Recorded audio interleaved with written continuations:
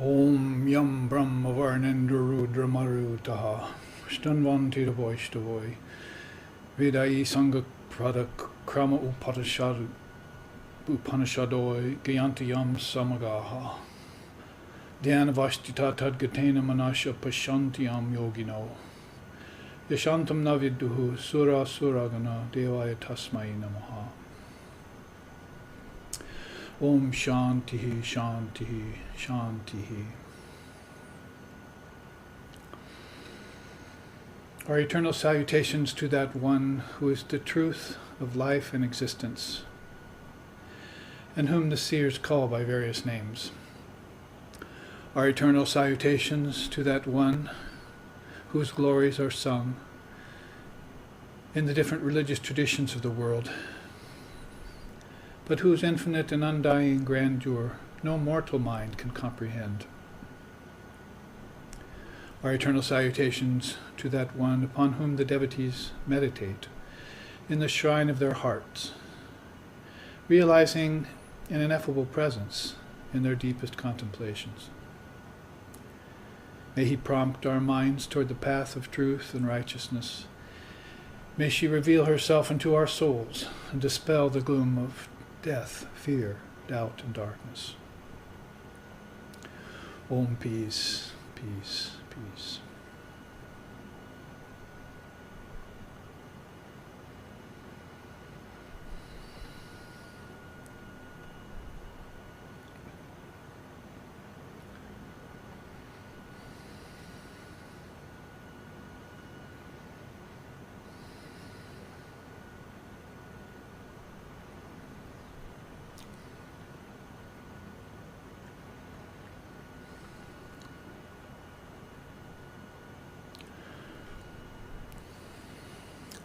Om Brahmanandam Paramasukadam Kevalam Gyanamurtim Tandvaititam Gagana Sadrisham Tattvamashadi Laksham Ekam Nityam Bimulamachalam Sarvadi Sakshibhutam Bhavatitam Trigunarahitam Sadgurum Tannamami. Om Shantihi Shantihi Shantihi.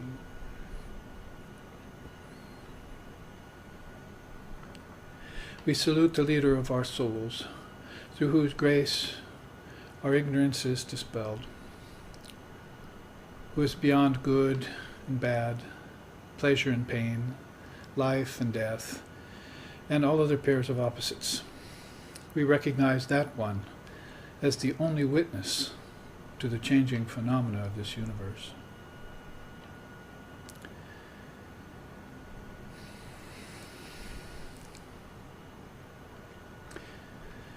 Through that grace, may we go beyond all darkness and delusion and realize the truth in this very life.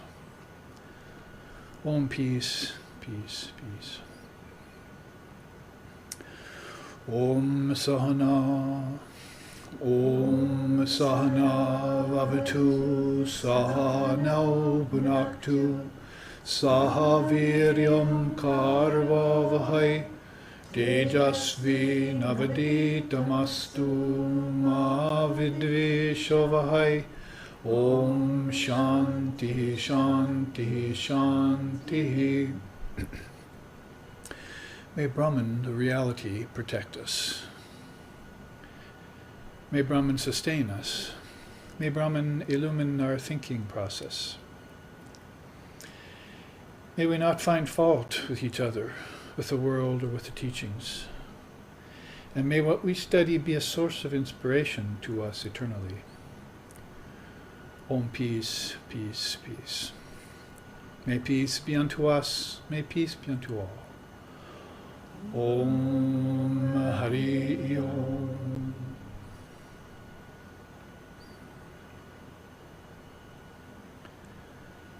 Svagatam.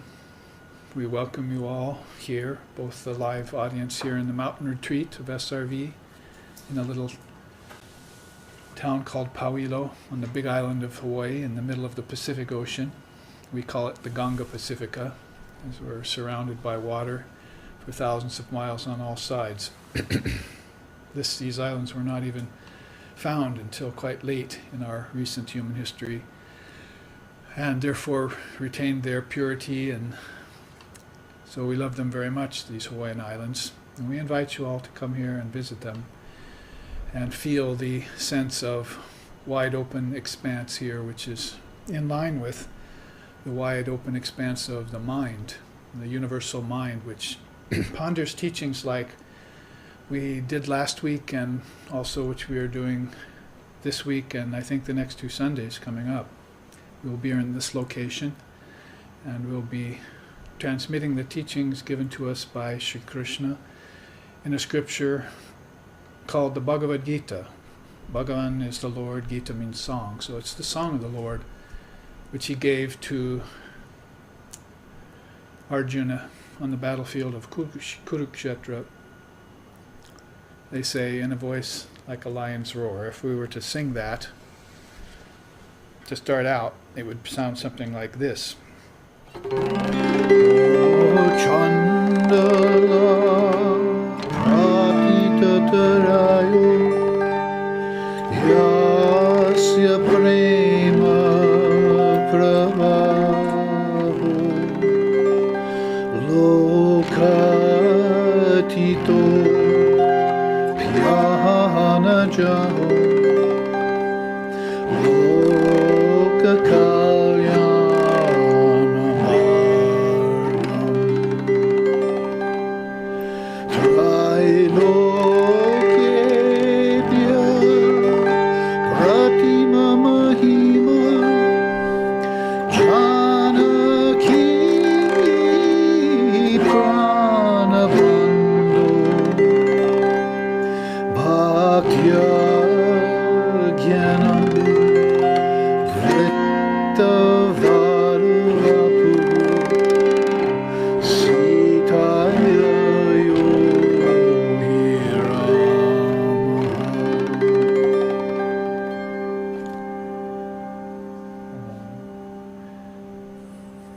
That one has come again, who stood on the battlefield of Kurukshetra and cried out with the voice of a lion, the celestial song of the Bhagavad Gita.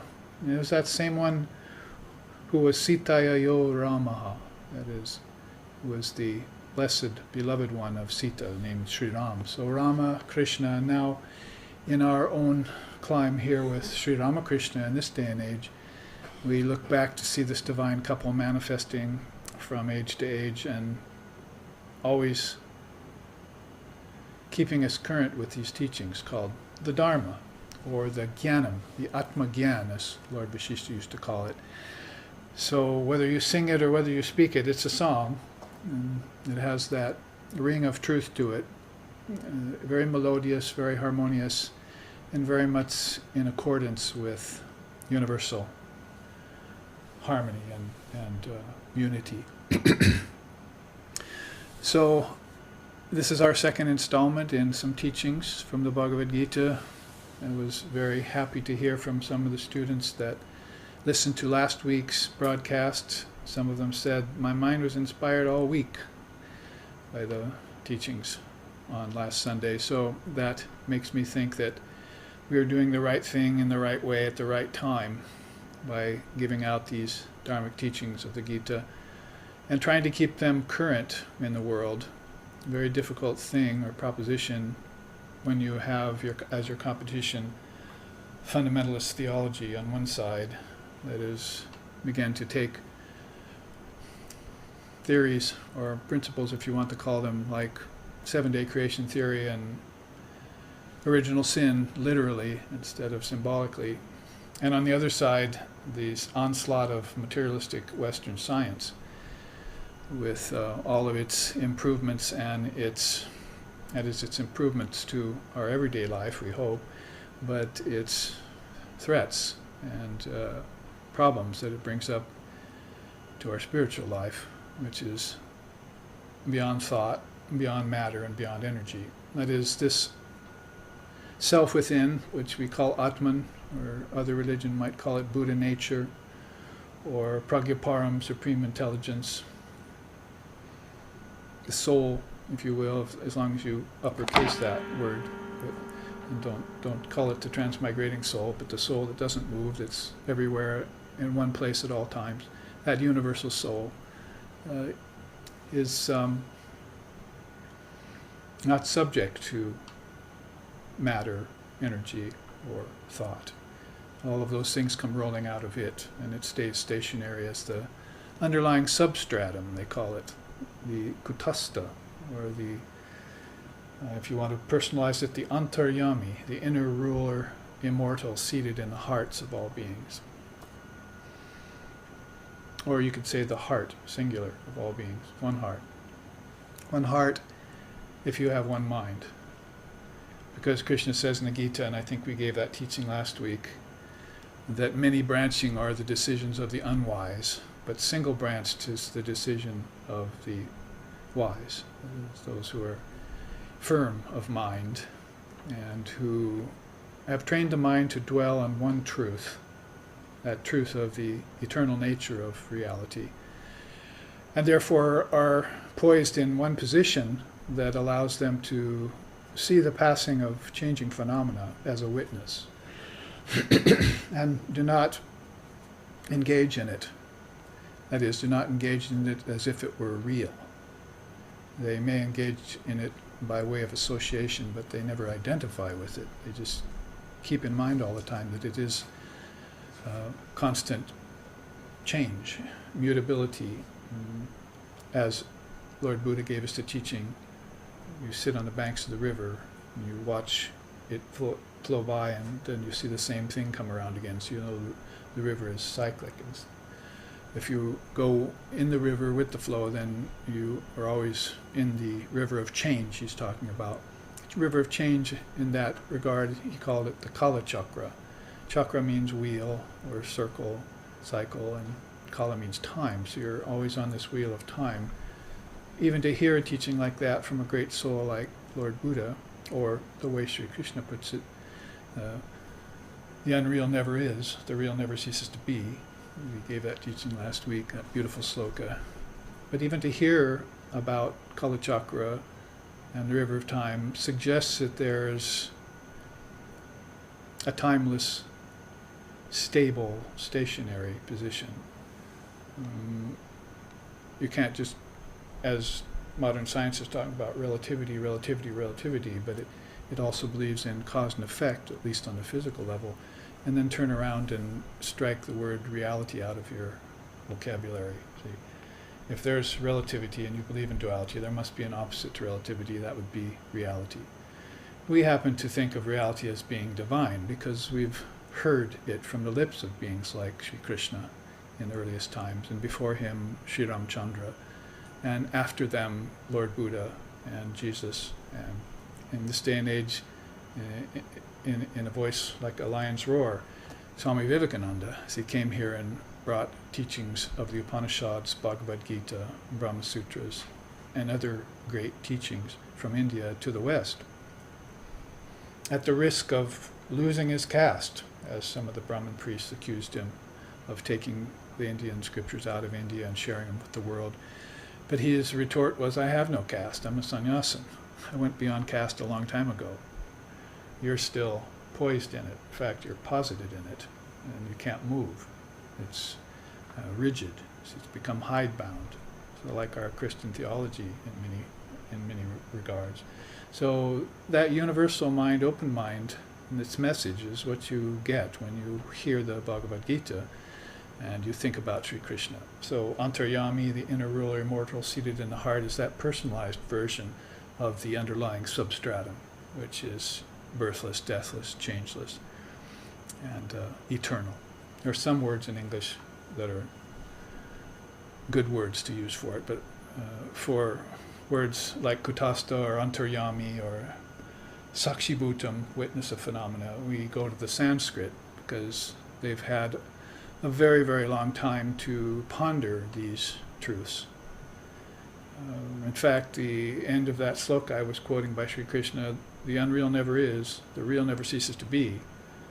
That's not the complete sloka. The last line of it is, the truth about both have been realized by the seers. So they didn't just study reality and forget relativity. as immature transcendentalists might, nor did they just focus on relativity and forget reality like the materialists do. The truth about both has been realized by them. That is, they looked at the changing and they looked at the unchanging, and then they saw, over time, as I'm saying, over periods of time, phases of time, yugas they're called, and they began to see how the unchanging comes out of the changing. It's like waves come off of an ocean. And if you study that kind of admixture, then you get a full picture of reality. Sri Ramakrishna used to say it's like selling just the flesh of a melon. And you take the skin and the seeds and everything, and you, well, hopefully you feed them to the cows, but or else some people might just discard them as out of hand, you see, as being non-essential. Well, they may be non-essential as compared to the flesh, but to get the full weight of the fruit, you need to weigh the entire thing, Sri Ramakrishna used to say. So that's the idea of considering both the real and the unreal, each in their own position. And when you take up teachings like Bhagavad Gita or Brahma Sutras or Upanishads, they're very expert, daksha, intelligent and expert. It's one of the qualifications, daksha. In both Vedanta and Tantra, they're very expert at cognizing, meditating upon, and coming to certain siddhantas. Vedanta siddhanta niruktiresha brahmaiva jivaham sakalam jagad cha, is how Shankara put it. He says, it is the sure and certain conclusion of the Vedanta that all this is Brahman. And you couldn't have come to that conclusion unless you had studied both the real and the unreal and put them together and seen that oil and water don't mix, that spirit and nature actually don't mix. You can't call them one. You can only call them one if you see that the latter has come out of the former. That is, matter has come out of spirit. And as it does, it comes out as a projection. Due to what? Due to the mind. And if the mind is clear, lucid, then that projection is a good world. And if it's unclear and distorted and scattered, then that mind is, of course, a restless and unhappy world. So knowing that the mind dictates the pace in relativity, then those beings want their minds to be in the best shape. In fact, Shankara himself said, I want to keep my mind polished every day like a mirror, like you would wipe dust off a mirror. Because the mirror may stay the same, even if dust collects on it, it'll still be the mirror, but it's not operating at its optimum position. So the mind is Brahman when it's in its original state. That is, original mind, OM. You get the gist, I hope. That's Om, the word. When it's original mind, then it's fine. But if it begins to believe in the sleight of hand of the machinations of name and form as being real, then it leaves that position of solidarity, it leaves that position of stationariness, see, and then it gets caught in the passing flow of things. And that you see the cases of that all over with people. And you very rarely meet souls who are staying in a stationary position, who favor the non-dual, who favor balance, and who would rather not take the time to dip into restlessness or slothfulness or any of the modes of nature that don't have for their basis that one solitary position of Advaita Vedanta. Basically, when you study Sri Krishna's Gita, he's teaching all from non-dual position. And even when he says, me, see, I always capitalize that word in the English translation. There's no capital letters in Sanskrit. But when you take it into transliteration, then you can, certain words you want to capitalize. That's part of our tradition in English. So there you see, when he says, they come to me, then it means to the personal God. But then he says, beyond the personal is the impersonal. That is my true abode. So that would be Brahman itself, the non-dual reality. So there are these three positions, if you want. Everything happens in threes, as it were. Triputis they're called, triple teachings, like the one we'll take up today. Here, it's knowledge, knower, and that which is to be known. Things happen in three, so you might say there's that position of the human mind, ordinary mind, and then there's that position of dharmic mind or enlightened mind, and then there's that position of no mind. And the Buddhists are very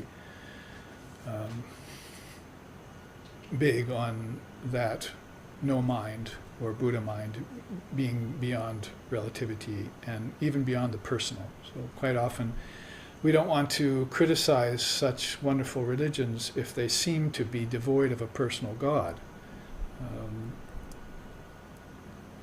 All beings, or I would say most all beings, there might be some exceptions, proceed through to get to the Father through the Son, as Christ would say.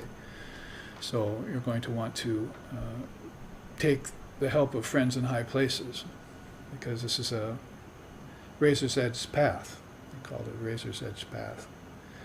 And in fact, one of the Upanishad slokas even states that, says,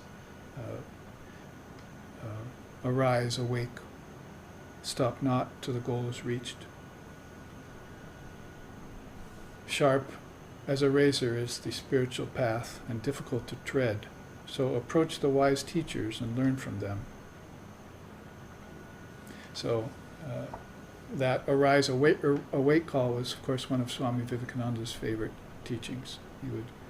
He would roar that out with the voice of a lion at his devotees and disciples and urge them on to reach through these dharmic teachings the highest position of realization or enlightenment of mind, no mind, if you will.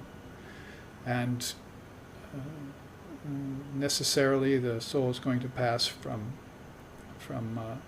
they call it the flight of the alone to the alone. But in between the two alones, that is you coming into the world naked and so forth, with nothing, and then you leaving the world in the same way. In between that is this refuge in the personal God you may have, friends in high places. So you get all of that in the Bhagavad Gita. You get the teachings of the ultimate, the real, never ceases to be kind of teaching. And then you get the teachings of the personal God. See, the followers of the Bhuttas, that would be materialistic science and so forth. They follow objects, they follow matter. They go to that. That is, their next lifetime will be in that, because that's what their previous lifetime has been spent in.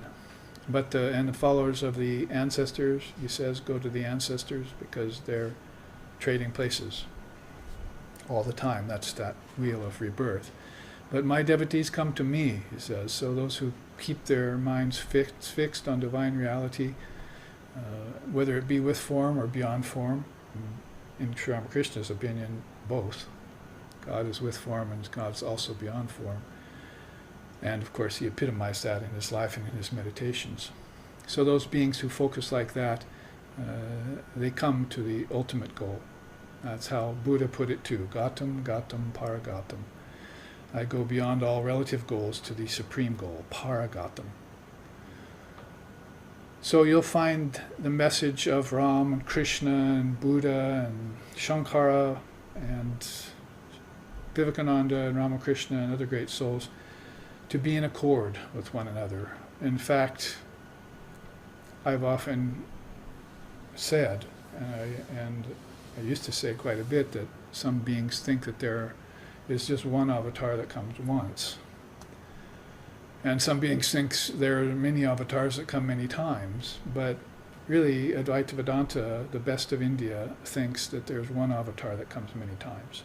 So we feel like this is the same being coming to us in different clothes, just like you wear different clothes in each incarnation, a body that looks a little different. So in that way, this one consciousness remains the same. Earth's shadows fly, but this one consciousness remains the same. So the passing phenomena is a teaching Sri Krishna gives in the Gita quite often. Sakshi Bhutam is one of his teachings. Be a witness of all the bhutas, of all the physical things, and detach from them. So that is some of the teaching that we'll get to today. I have a few charts on the different levels of detachment and teachings about the Dharma, because another teaching we've often given is you can stay ensconced, that is mentally focused upon physical things only, or then you see the mind might take a rise and it begins studying secular subjects. It begins to get more intellectual, as you refine the intellect. But the intellect, Sri Ramakrishna said, even when it gets religious, tends to be like a vulture that flies high, but its eyes are still fixed on the dead carcass on the ground. It can't lift off from its preoccupation with matter and energy. But there's another energy inside called prana. Man does not live by bread alone, which, if the soul gets a hold of that, it begins to think less in terms of just intellectual knowledge, and it begins to think in terms of the Dharma. Before that, it might have reached a moral plateau, but that plateau evened out and there was no more mountains to climb, you see. It was just flatlands. But in the distance there, you saw these beautiful Himalayas. See, that's the Dharma, that's the teachings of India, which everyone and every religion has glorified and followed in one way or another. We're even following them today, and even in the youngest religions. There was the religions of Christianity and Mohammedism are new kids on the block. India was the old savior, you see, the old exemplar. And those teachings of the Dharma were cut in stone at a very early time in India. And it had certain axioms that both religion and philosophy were built upon.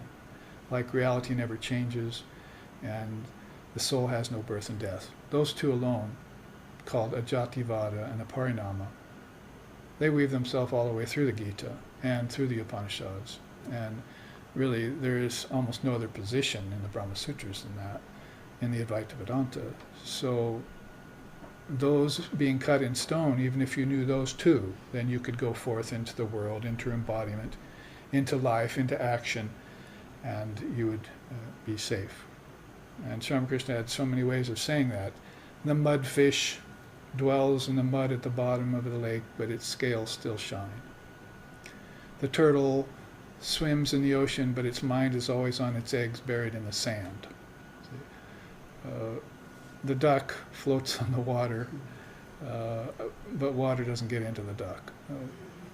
So there's so many ways in which he used these simple teachings to the people of the time. That's 1800s in India, because India was under the onslaught of the decline of religion and the advance of materialistic science from the West. And so you had these it actually is sort of Divine Mother's doing to create a scene like that, to call attention to the Dharma and its uses and its needs, and the need of the age for it. When you see people like Sri Aurobindo and Mahatma Gandhi and Swami Vivekananda and others come into the scene, then all of a sudden you see these nonviolent people resisting the violent onslaught. Whether it's physical violence or mental or spiritual violence, they're resisting that. And in such ways that are beneficial to all beings. And they act as those exemplars we're talking about. So those are the distant Himalayan mountains of the Dharma. And when you sit and place your mind in them, then you go from the intellectual to the dharmic. And from the dharmic then is a springboard towards the peace that passes all understanding. You get peace of mind after studying the Dharma. And then bliss comes. Where rolls the stream of knowledge, truth, and the bliss that follows both. Sing high that note, Sannyasin bold. Say Om Tat Sat Om. That's how Vivekananda put it in one of his poems, his song, the Sannyasin. So he had a song too for us. In fact, the complete works of Swami Vivekananda on our shelf over there in some 12 volumes are the song celestial of this age. So we want to look into how a great Nityasiddha, eternally perfect soul like Narendranath, that is Swami Vivekananda, who was the author of the song I just sang at the beginning of class, how he saw reality, then you would study teachings like that. And the Dharma would lift you right up and out of all confusion, all unclarity, all restlessness, and it'd posit you smack dab right in the middle of the peace that you are. Right in you come back to your own home. It's the first book the founder of our SRV associations wrote. He called Coming Home. And it's very fitting in that way. His subtitle was The Experience of Enlightenment in Sacred Traditions. And he'd taken some 8, 10, 12 different religious traditions that he'd studied intellectually, then through sadhana, spiritual discipline, and finally through his own experience in them as a practitioner and a realizer, an awakened soul. And then he put those all in chapters. Coming home, he called it. So you come home to the truth of existence. That is, you don't argue whether God exists or doesn't exist. You say God is existence, and you get on with experiencing it. That experience is called anubhava, or aparoksha anubhuti. We don't have words like that in English, but it means aparoksha anubhuti means that direct experience that you get through studying these teachings. First you hear shruti, then you roll it over in your mind, yukti, you reason about it, and then nididhyasana or anubhava, you have the direct experience of it. That's always been the way of going forward in India. You can't stop at just hearing the truth. That's not going to do it. And it hasn't been doing it for lifetimes for you, so you have to actually spend time contemplating it, like in a mountain retreat, pilgrimage like this, in peace. Withdraw from the world. Krishna in the Gita calls that love of lonely study. So you have to develop that love of lonely study again, and withdraw from, as he says again in the Gita, crowded and noisy places, worldly places. You go away from those things, from those places, and you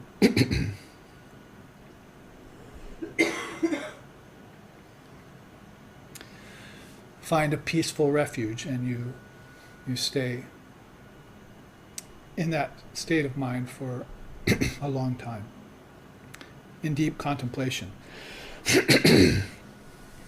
So, as that, using that as a preamble, then what you're doing is studying the Dharma. So I wanted to start out with this chart on your right to show you some of the teachings on Adharma, Dharma, and Swadharma. I call them the three eternal gateways. Yes, you can call Adharma an eternal gateway because people are passing in and out of it, and have been for so long. And it seems like many of them, or even most of them, are not reaching the Dharma or reaching to their Swadharma. Swadharma would be a term that would be defined as saying your intended or highest destiny. I mentioned that last week. People have a karmic destiny which is fraught with problems and riddles and puzzles, and they embody to work that out, knowingly or unknowingly.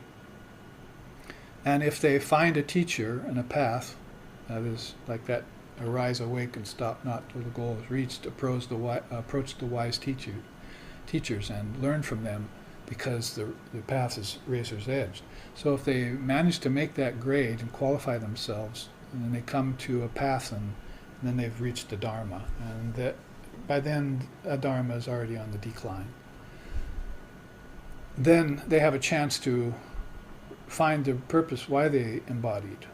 I get emails every week, quite a lot of emails from people who are complaining about the world and its problems, and problems of embodiment and disease and restlessness and suffering that Lord Buddha put his mind on 550 years before Jesus appeared. And so they complain about that, and I always direct them to the Dharma. Place your mind on watering the flowers instead of the weeds, and then watch the weeds die of their own accord, just as a natural process. So there's a great benefit to uncovering or discovering the Dharma as a body of teachings. In Buddhism, they call it the Dharmakaya. It's one of Buddha's three bodies. Again, another three, Triputi. There's the personality of the Buddha, but there's also the body of his teachings, Dharmakaya, the field of teachings. And if you become a Buddhist, then if you are a true Buddhist or an authentic Buddhist, and if that's the level of enlightened existence that you're interested in and approaching, then you will begin to fill yourself with the Dharmic teachings. He called it raindrops in a bucket. So there are plenty of raindrops that are falling outside the bucket. You see, those are your worldly experiences. They don't amount to anything. But if you have a bucket, then some of those drops that fall in, those are your meditations, your study of scriptures, your classes that you attended with Babaji and so forth. You see, where you got the Dharmic teachings. Those are for those moments or hours that you're in that holy company, sadhu satsanga, they call it, one of the four great benefits of spiritual life. Then those are all drops of Dharma that are accumulating. So if you walk outside and it's raining and you don't have a bucket, then you might as well just be getting wet with all sorts of problems of the world. So you at least need to first get that bucket, that nice big wooden bucket, you see, and catch lots of Dharmic teachings in it. And then you can have some essence to meditate upon. Meditation really goes nowhere without teachings. The things that maybe people don't understand, and I'm not talking about exceptional souls who really probably don't need to take the teachings anymore. They're actually have done that for many lifetimes, so they become past masters at it.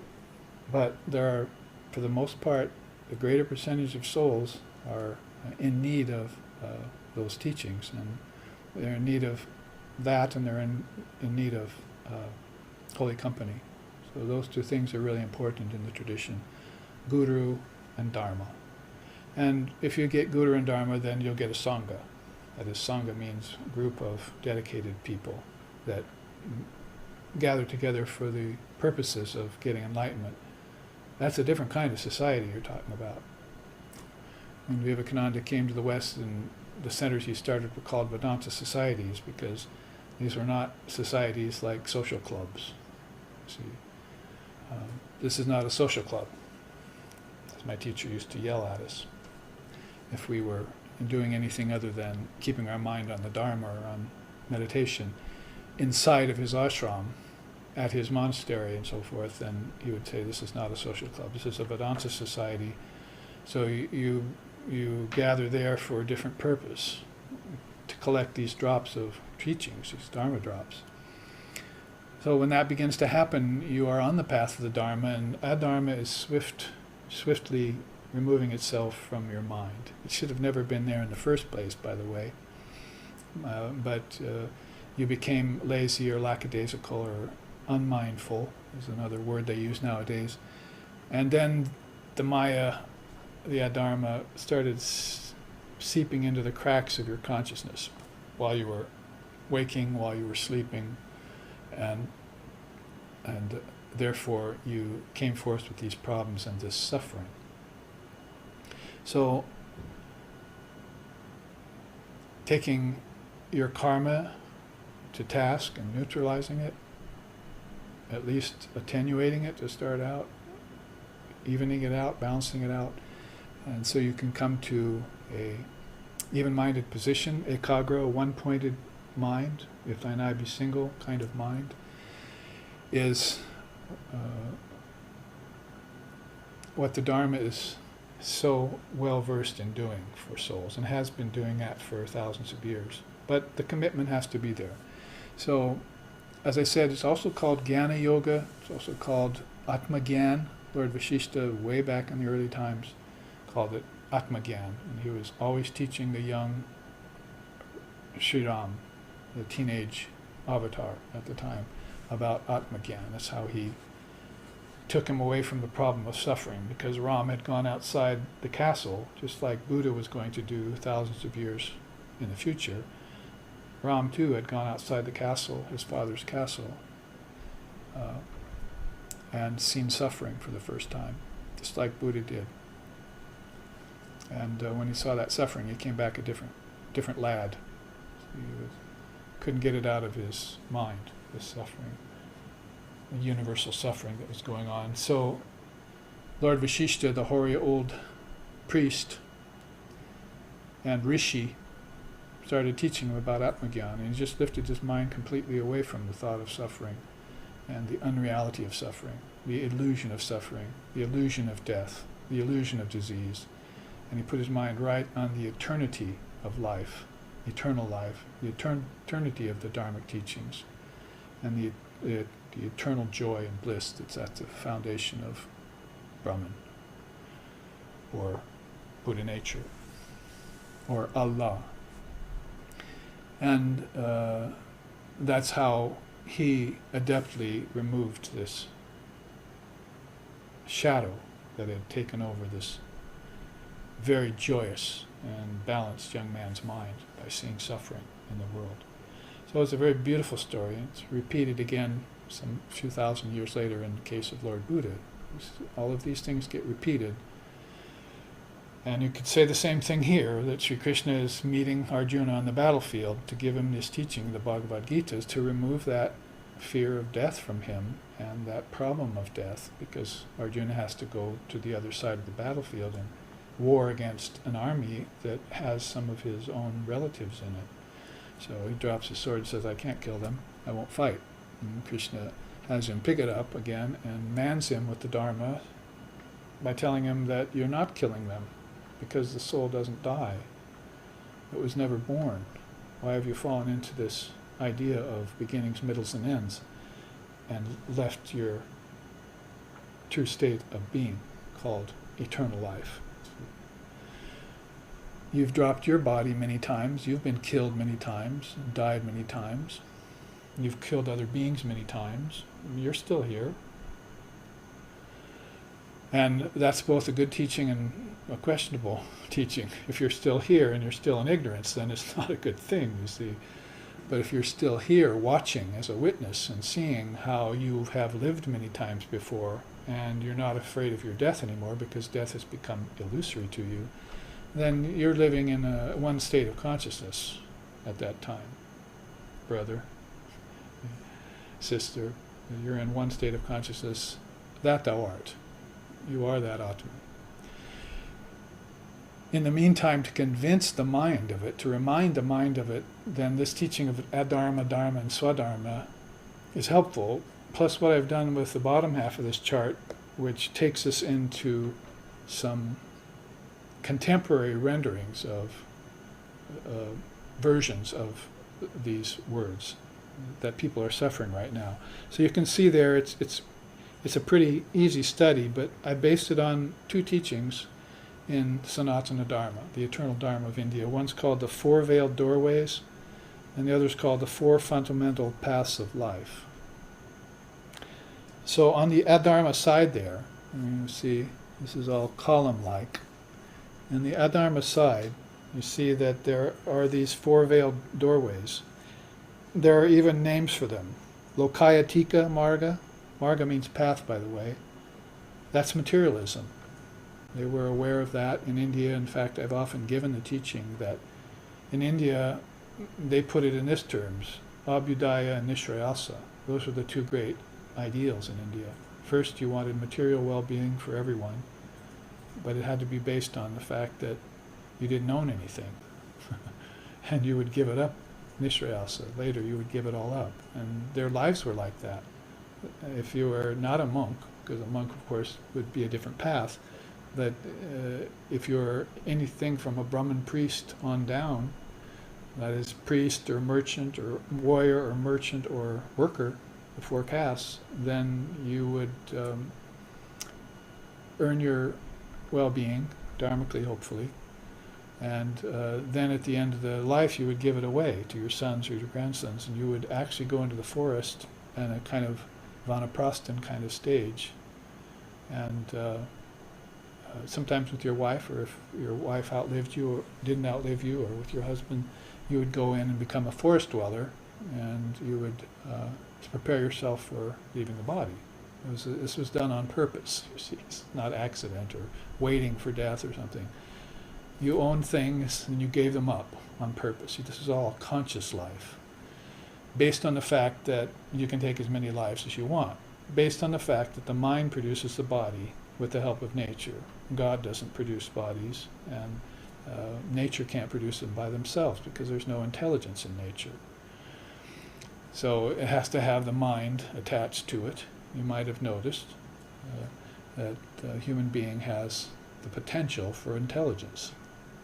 We hope it gets realized.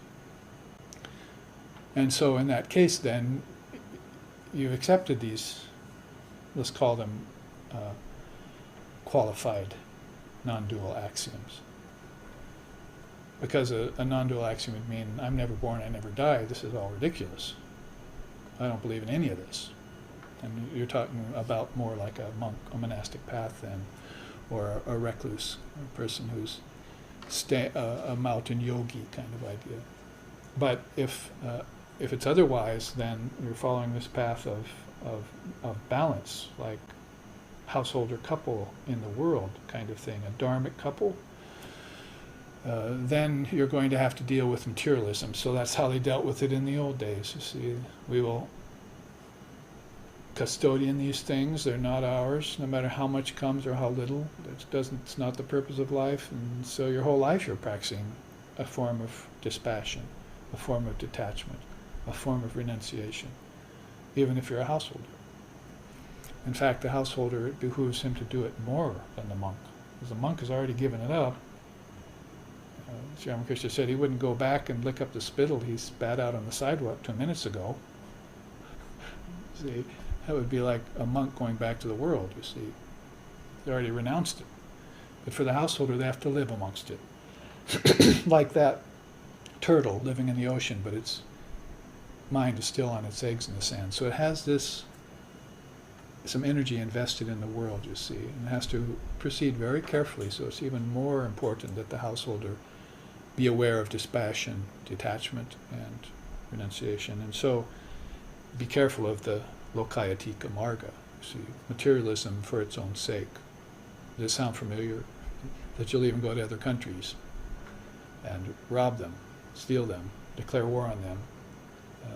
And this is, I'm not insinuating anything on present times. I'm saying this is what happened to Arjuna and his brothers in the Gita. Another clan came in and ousted them from their position and drove them into exile with a promise that they'd get their country back, their lands back when they came out. And then they went into the recluse and lived in the woods on nothing, and they came back expecting to get their kingdom back, and the enemy clan wouldn't give it back to them. They'd gotten used to lording over all these things and attached to all these things. So they were following the materialistic path. And then the war happened because of that. See, a righteous war to the Pandava clan. But the Kaurava clan was the evil clan, you see. They were materialistic. So Lokayatika Marga, this path of materialism, of course, it's an ancient path. It's one of the 4 veiled pathways of the world. Another one is Mithya Marga. Mithya Gyan means false knowledge. Jnana is knowledge, like Gyan, yoga, dharma. Mithya means false. So they have false knowledge going on. And I see the correlation between that and fundamentalism. Fundamentalist religion, who should know better because it's under the umbrella of religion, but nevertheless are giving out teachings that are unworthy of the name of religion. Like people who came to my door the other day with a pamphlet and said, look at this, you see, and check out our website. I did, and it was all Mithya Gyan. How can I say that? Because I've grounded myself in Atma Gyan, that's how. And I'll go to debate with them. I'll tear them a new scripture. See, in fact, it won't even be new; it'll be eternal. See, based on the birthlessness and deathlessness of the soul, not the original sin of mankind. One of my students, a young man, came up with a T-shirt which he said, St. Augustine. And I said, you know what St. Augustine said? Man's nature is sinful. But you know what India says? Man's nature is divine. So he ran and changed. So we have to be very careful of fundamentalism.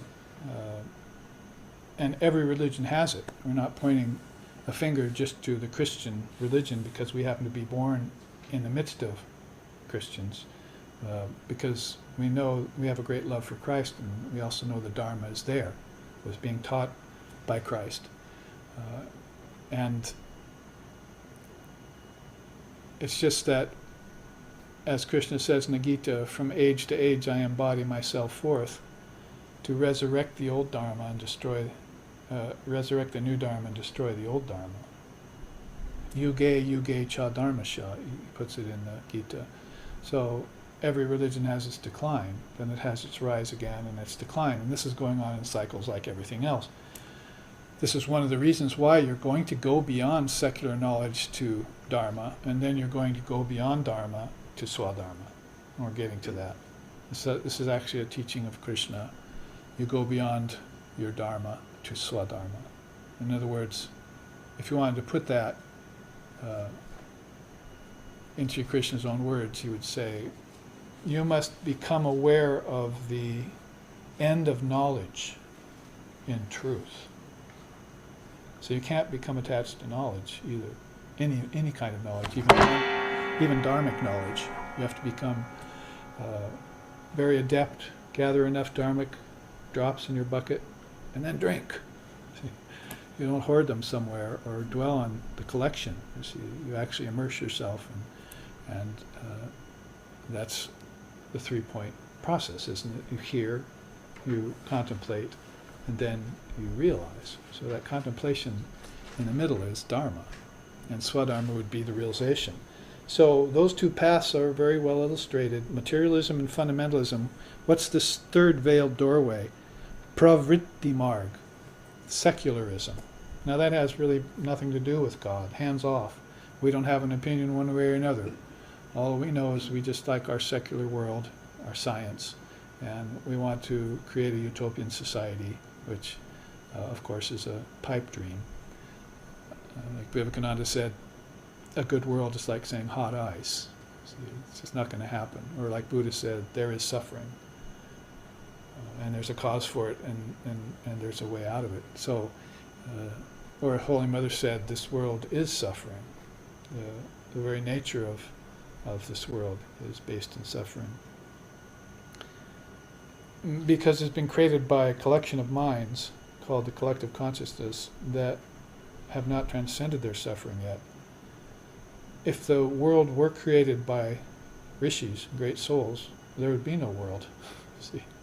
Because their mental projection is so pure. You're talking about Lord Brahma. See?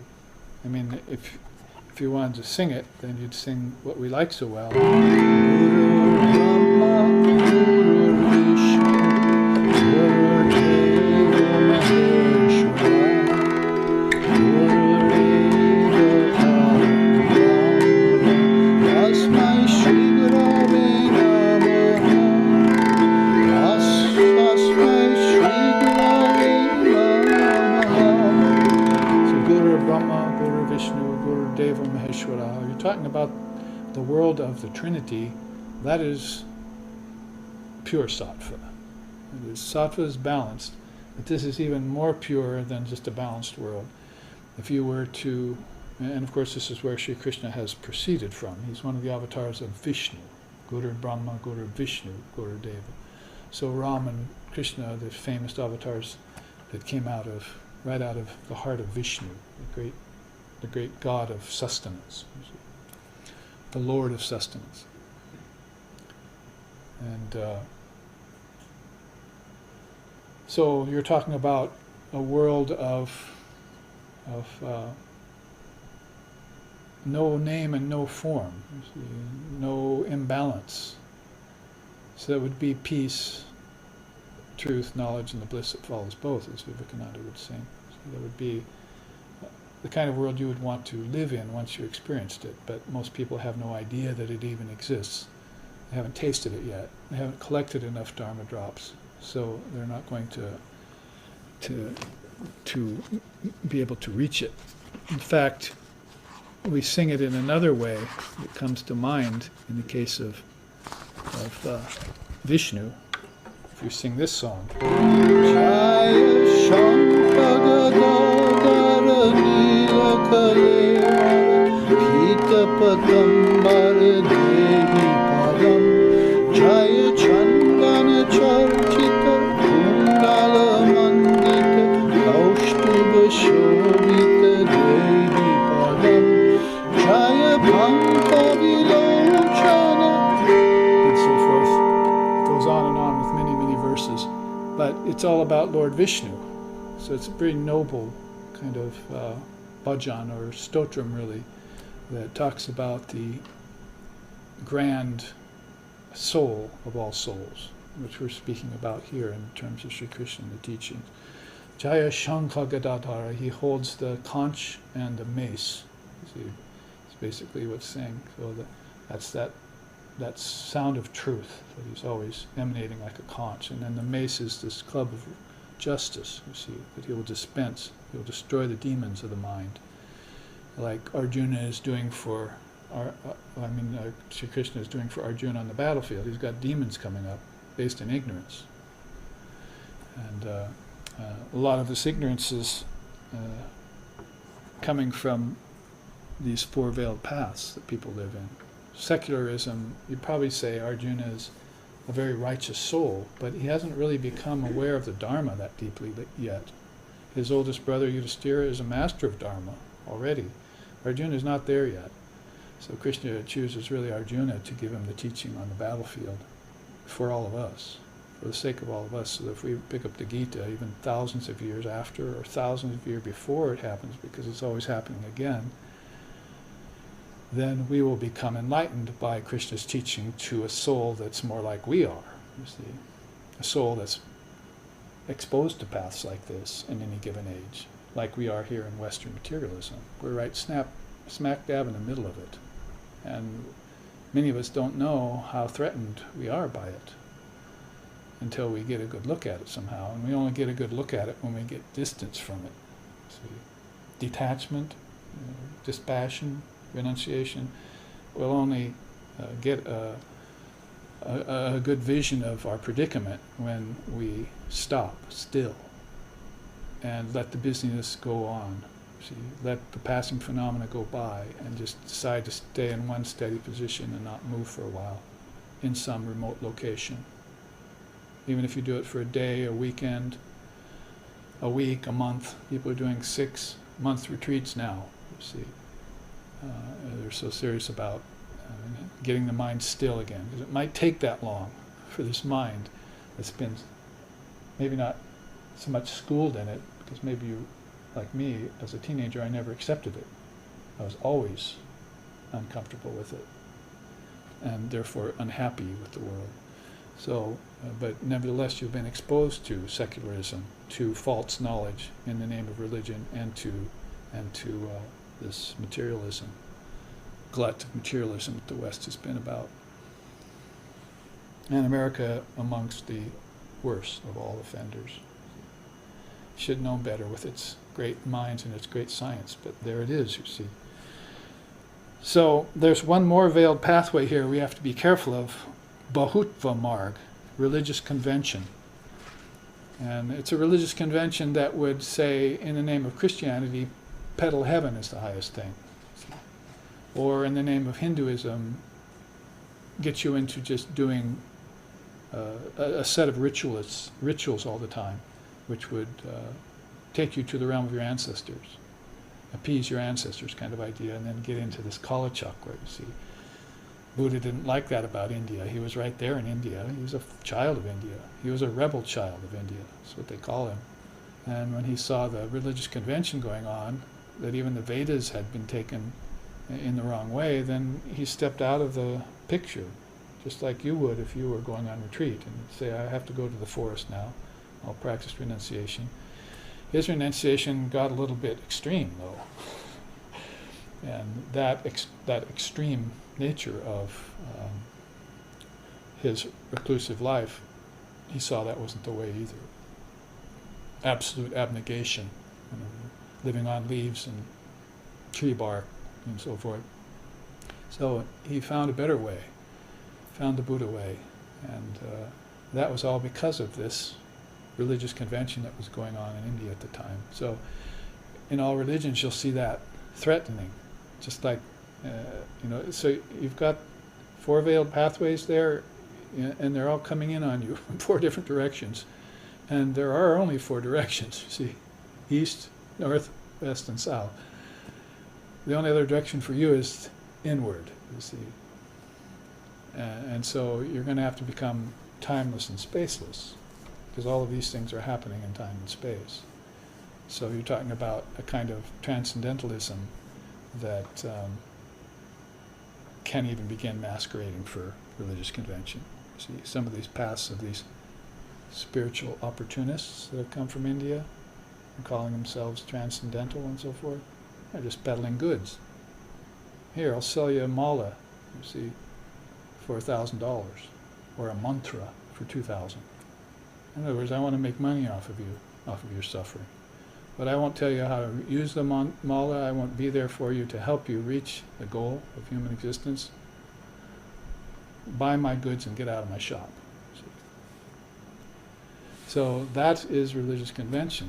And you might say it's also affected by materialism. So it's not like you can so easily take these four paths and separate them out and say, oh, there it is, there it is, there it is.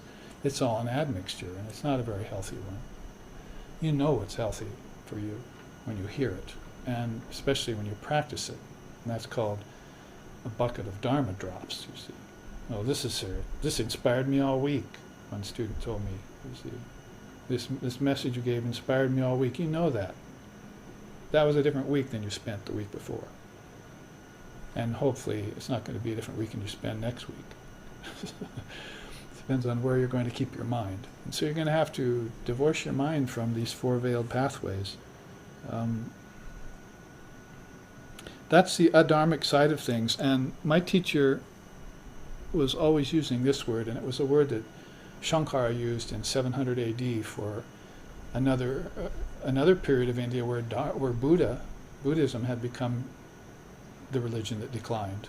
And they were talking now about Vyavaharika. My teacher used to use the word all the time. Shankara says, meditation on the meaning of truth as it is taught in the Vedanta leads to the highest illumination. By this means, the misery of worldly life, Vyavaharika, is destroyed altogether. So there is finally getting to a path that is, you see, beginning to become like yoga, and even the path of dualism, because these aren't considering these are paths of materialism and religious convention, and they're not getting you anywhere. You're going around in circles faster. But if you get to dualism, now you have the idea of God and mankind. See, that's a precious category to begin to contemplate. In fact, those stories of Ramakrishna I was just telling you about are put under a category called God and mankind. Rub your hands with coconut oil before you crack open the jackfruit, he said. See, well, we have jackfruit right here in Hawaii. We cracked one open a couple of weeks ago.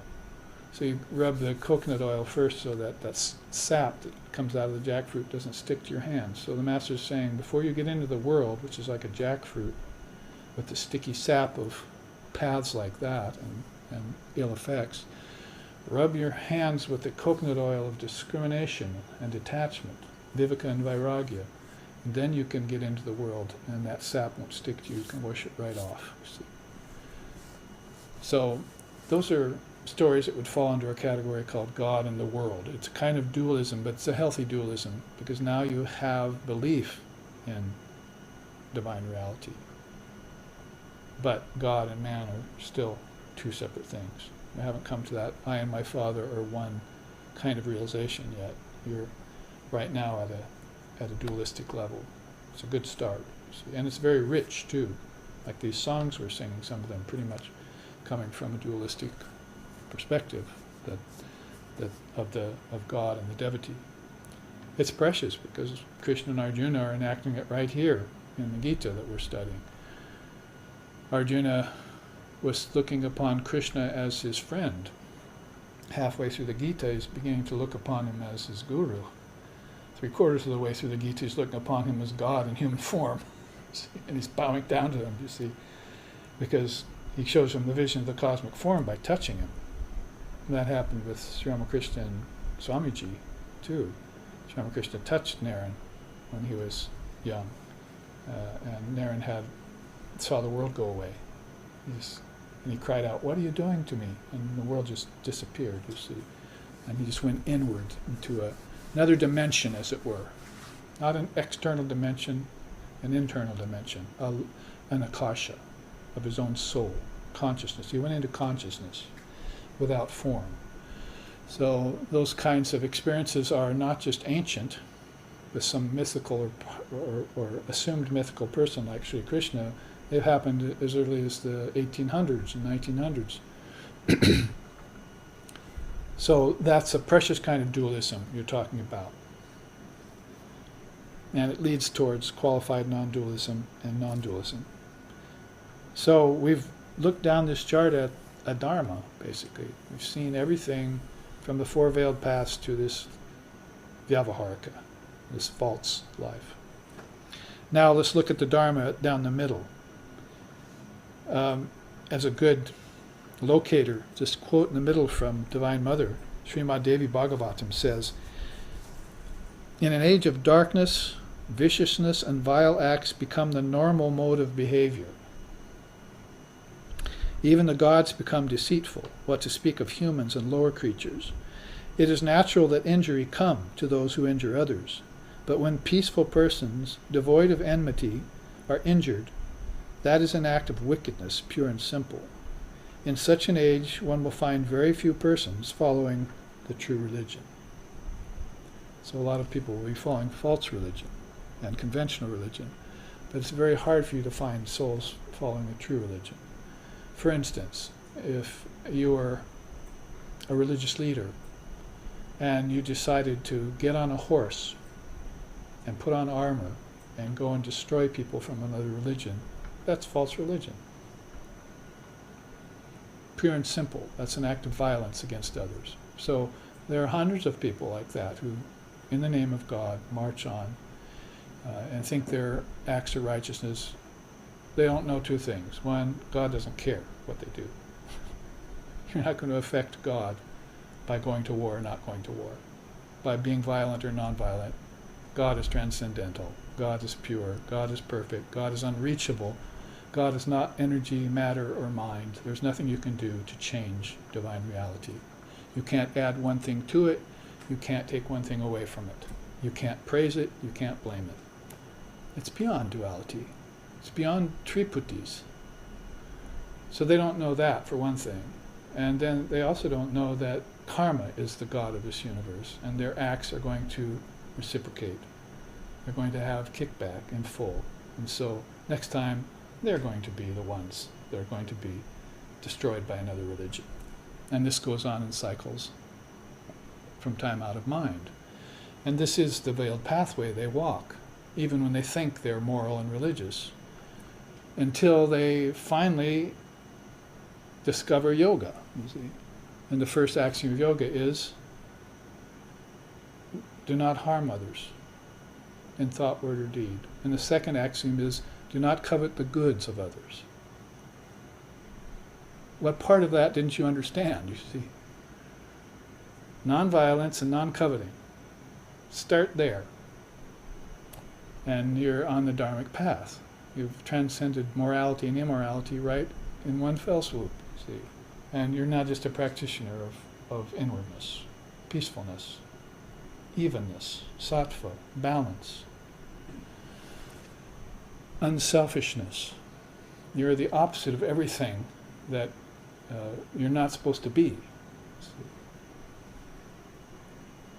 Even conventional religion gives you that teaching. Is it supposed to give you that teaching and then you're supposed to belie it at first opportunity? So we'll become very clear about that, and a sloka like that from the Divine Mother of the Universe in one of her sacred scriptures, Srimad Devi Bhagavatam, which I had to look for because the book was about that thick. I finally came up with this sloka from her about an adharmic age and what it looks like. It's very telling. So if you follow the Dharma, then you'll find yourself here in this path of dualism, Dvaita it's called. And to use Swami Vivekananda's saying, that's pray to your Father in heaven. If you're a Christian, Dvaita would be pray to your Father in heaven. All of a sudden you have a relationship with God. But then he said Christ would give a higher teaching to others. For the masses he would say pray to your Father in heaven. But to others who are practitioners he would say I'm the vine and you're the branches. So now you're at what's called Vashishta Dvaita, or qualified non-dualism. You've come to know that there's a deep and divine connection between you and the avatar, or you and the great soul. The Sanatana Dharma is based upon that. The Gita is based upon that. The divine play, Leela of Sri Ramakrishna and Swami Vivekananda, based upon that. There you see it happening all the time. And then he'd finally, to the most astute and masterful of the practitioners, he would say, I and my Father are one. That's non-duality. So those are the three stages, philosophically speaking, of the mind's march towards enlightenment. Pray to your Father in heaven, then graduates into I'm the vine, you're the branches, graduates into I and my Father are one. And they all go together like three precious steps. And you can march inward on those steps and you can come back out on those steps. It's not like dualism goes away and becomes unfavorable. You have to revisit it again for people who are still working on their qualified non-dualistic merit badge. See? They need to get that connection between them and the Father and the Son. But when you talk about yoga then in the Dharma, you talk about a path of true transformation. Swami Vivekananda used to say that if there is any transformation going on, because he didn't believe in transformation, aparinama means no change in reality. Change is all to be suspect. Anytime you see anything changing, you back off from it, because you're unchanging. And if you get into the changing, you forget the fact maybe that you're the unchanging consciousness, the witness, the sakshi bhutam. So you always practice detachment like that, no matter what happens, no matter what the change, whether it's the march of a grand religion across the world or the death of hundreds and thousands of people in a great war. You don't get sucked into the appearance of change, because change doesn't happen. All right, now we've said that. Then he would say, in allowance, in concession, if there is any real transformation going on here, it's in the mind. It's not in the body, it's not in energy, and so forth. Those changes are pretty easy to see through, but this mind has projected this entire universe, its own universe, the collective universe in the case of all the souls that are involved in it, that is humans, ancestors, celestials, gods and goddesses, and so forth. And then these Trinity we were just singing about, the cosmic mind, has produced all of this, has projected all of this. And so in that regard then, the transformation that takes place in the mind is these stages: dualism, qualified non-dualism, non-dualism. And the mind is going to have to march inward and change itself, so-called. The change is going to be apparent, but it's going to be the only kind of transformation that you're going to be interested in, is this transformation of your own mind. You know that if your mind is in a bad mood, the world looks bad, and if your mind is in a good mood, the world looks good. So you have to take that simple teaching of the gunas and broaden it out to apply to your whole life, to all your lifetimes, and eventually to beyond all lifetimes, beyond birth and death. So yoga, then, is that path of transformation. You probably wouldn't say that Vedanta is a very good path for transformation, because when you come to Vedanta, you're already through with transformation. So you have to look around for a practice. You see, yoga, there's yoga, the eight-limbed yoga. I can always rely on that, because it starts out with non-violence and non-covetousness, and it goes on to purifying the mind, to being truthful, and it gives me austerities to practice and scriptures to memorize, all there in the first 2 steps, 2 limbs, 5 yamas, 5 niyamas I call it. And then I get in to sit. Once I've mastered that, I can sit, and Kundalini's already coming up my spine as soon as I spread my legs like this, in a tripod position, you see. Now all I have to do is breathe to attract her further. And when I breathe, I can begin to see through the appearance of things, both outer and inner. I can see all this as my thought made manifest. I can go to the source of my thought and transcend it.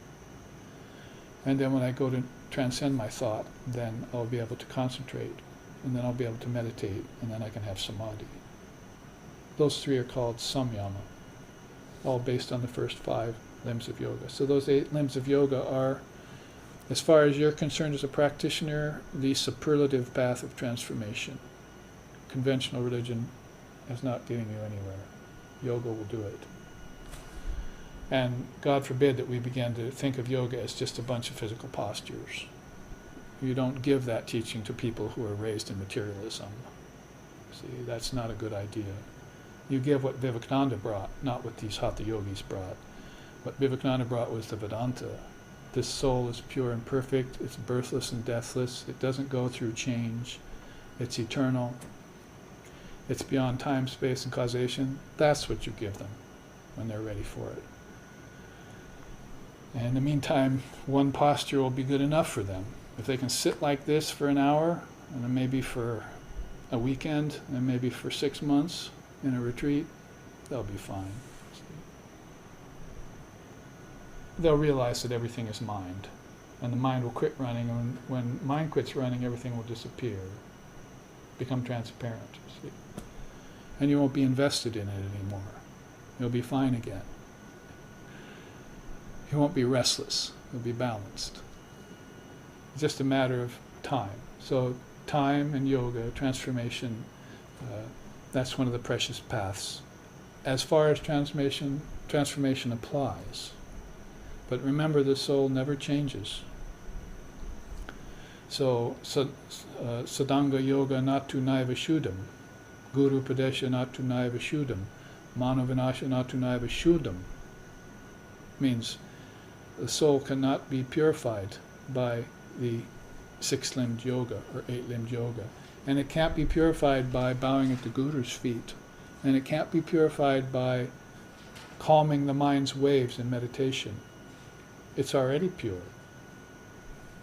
So all of these things you do, bowing at a great soul's feet, and practicing meditation to cut time down, and putting your mind on the 6-limbed yoga, the 8-limbed yoga, all those things are for your mind. If your mind is in a fine and fettle shape, your body will be healthy. And if your mind is balanced, your position will be single. If I be single, thou shalt know the truth. It doesn't just apply to transcendental truth, it applies to the truth of your posture. If your eye is single, your posture is fine. And so is your breathing. You don't have to practice breathing exercises if your eye is single. You'll take one look inside and see that orb, or hear that sound of Om. You'll stop breathing, and you won't even know it. Hundreds and thousands of breathing exercises couldn't give you that experience. nor could it hundreds and thousands of hatha yoga postures give you that one position. You're naturally there. See, the minute you close your eyes in meditation. And Holy Mother said, does God exist only when you close your eyes in meditation and cease to exist when you open your eyes? So there's another delusion or veiled pathway you've fallen into, that God only exists when your eyes are closed and cease to exist when you come out here again. The world needs this truth. You bring it to them. Krishna comes back again and again and teaches Arjuna on the battlefield again and again for this very reason. Ram gave Hanuman the signet ring again and again so that he realized that this was happening in cycles. I'm dying, I'm leaving the body tomorrow. Hanuman goes, what will I do without you? Here, take my signet ring as a token of our friendship, he said. So he hands it to Hanuman, and the monkey god reaches out, and before the two hands meet, the ring drops, goes through the floorboards. Hanuman swoops up in the air as the son of the god of the wind, goes down under the floorboard to get that precious ring and finds a mound of rings. So they've enacted that same scene again and again. Not for the benefit of Ram and Hanuman, that's a play.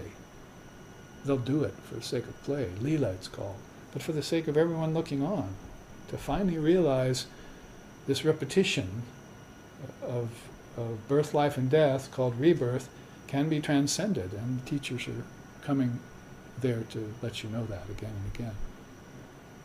Because every time stops, you see, when you've got a Dharma bucket. Your mind isn't looking around, isn't worrying about getting wet, or how many drops I'm missing out on. Your mind is concentrating on what you're getting, you see, in the Dharma bucket itself, you see, how much I have, how I can quench my thirst with just a few drops of that. It's called Amrit, drops of nectar, Amrit. So a little bit about the path of transformation, the yoga, under the category of Dharma, but if you were to look under the category of Swadharma, and then we'll take our break here, you would find the way of non-dual abidance, Advaita Vedanta. And really nothing to say about it as far as veiled pathways or practices, so the only thing there is 2 quotes. So we'll end the first half with those quotes. The first one is by Lord Vashishta, who is talking about Atmagyan, remember, the great teacher of the teenage Ram in an ancient yuga. He says, that intrepid spiritual wayfarer who inquires into the wise characteristics of Dharma, he treads the proper path. He learns concentration and meditation, the significance of the scriptures, discrimination between the real and the unreal, and knows what actions to be done and which are not to be done. So he's in perfect accordance with the Dharma, and therefore he is wending his way towards his own Swadharma in a very natural and straightforward way. Then Parameshvara Shiva is saying Guru Brahma, Guru Vishnu, Guru Deva Maheshwara is Shiva, you see. So Parameshvara Shiva tells Ram in the Adhyatma Ramayana, the true renouncer, called the great actor and the great enjoyer, has transcended both Dharma and Adharma and gotten free of birth and death. So when you transcend Adharma by the Dharma, then you have to be cognizant, Sri Krishna says, of the end of knowledge in truth. So you'll arrive at the Swadharma through the Dharma, and you'll become motionless, breathless. You will be the unseen seer. You will hear the unstruck sound. You will be the inactive agent.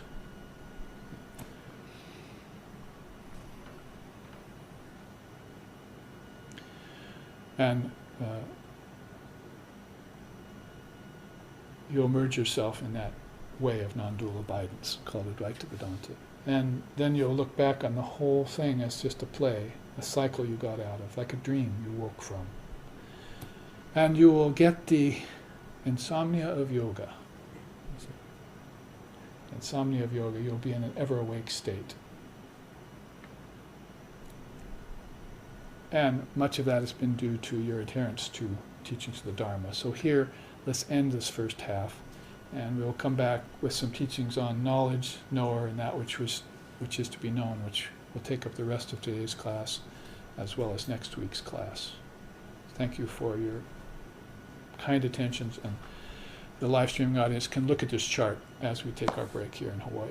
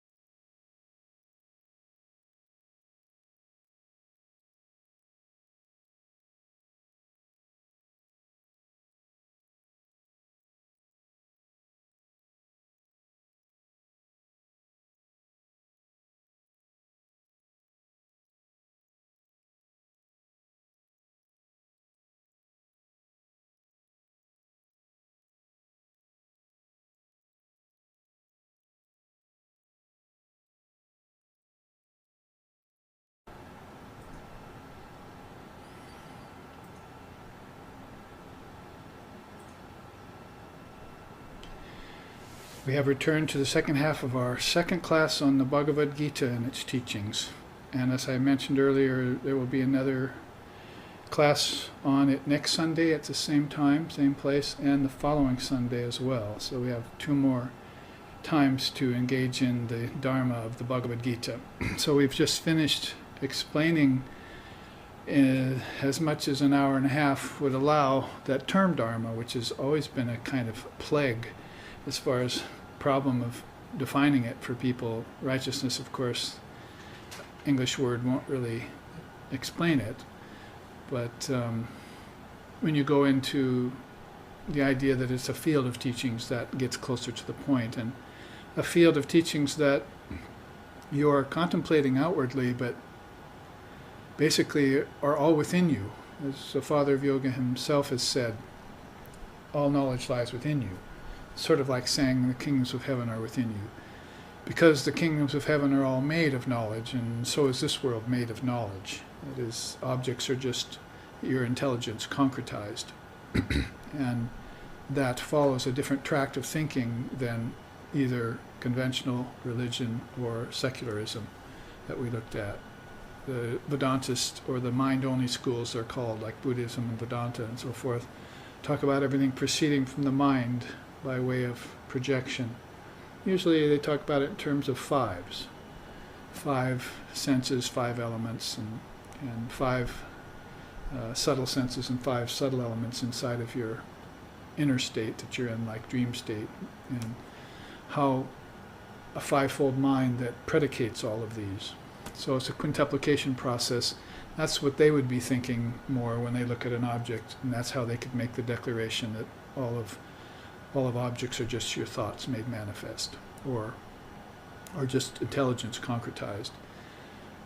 If you were to take an object apart into a particle, and then a particle into a subatomic particle, and you would see that it's all vibrating and has the shifting sand kind of effect, and you're left in the lurch that maybe everything is emptiness, and then you're getting into a path that's pretty much secularist or scientific only.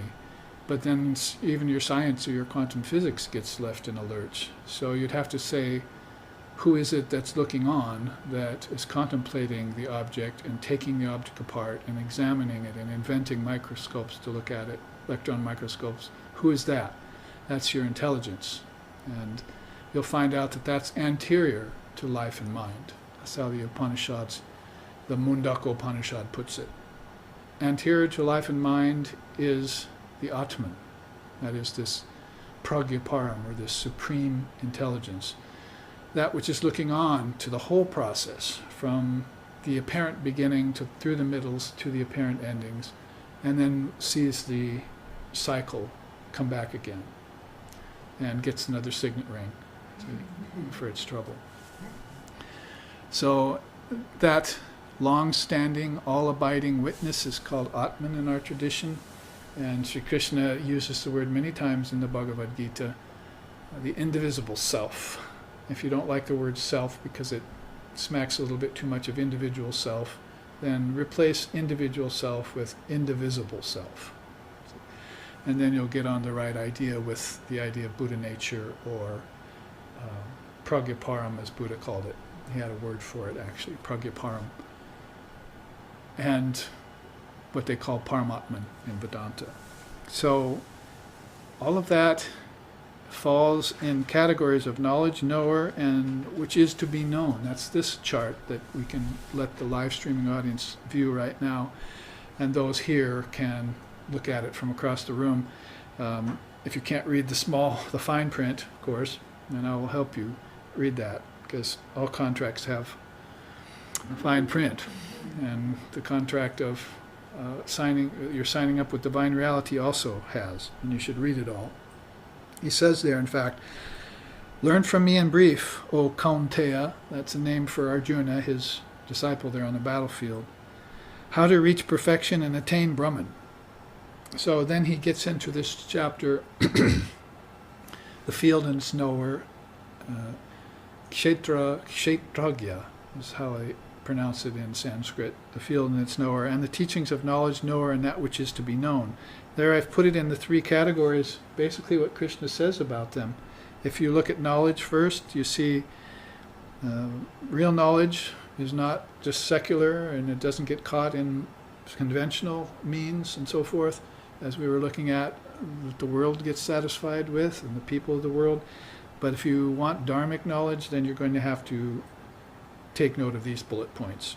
Detach from sense and objects. Niyamya cha shabdarin vishayams. And subdue speech, body, and mind. Yata vak kaya manasaha. Vak is speech, manasaha is mind. Relinquish attraction and aversion. Generate a pure understanding. Restrain the self with firm resolve. Take refuge in dispassion. Those are the first 6 bullet points, and they also get explained a little bit by charts like this. So we'll deviate from the main chart for a second to look at what he means by this. Detached from senses and objects. There you see, and as I mentioned earlier, in a 5-fold quintuplication kind of way, from outer to inner, the 5 elements, out in space, that is, and then connected to them, the 5 horses of the 5 senses. So the sense objects and the senses have this relationship, and it can become problematic. This was the teaching of the father of yoga in about 150 AD. He had heard the teachings of Buddha, and he had also reincarnated himself to systematize the yoga into 8 limbs. A very, very magnificent feat that he accomplished, because the 8-limbed yoga has, of course, become one of the great darshanas of the world. And so you see there that as he put it, the senses have their contact with the objects, and they've become slave. The senses have become slave to the objects. So we want to reverse that process. Yoga is reversing that process, and how the father of yoga would want you to do it is by using these 5 pranas. So if you learn to observe your breath, is how you would probably do it in Buddhism, or if you connect the prana with the mind inwardly and the prana with the 5 senses outwardly in dream state, then you will know the movement of not just your breath, but the movement of prana itself. Man does not live by bread alone. And I believe when Christ said that, he's talking about living by prana, because everything lives by prana.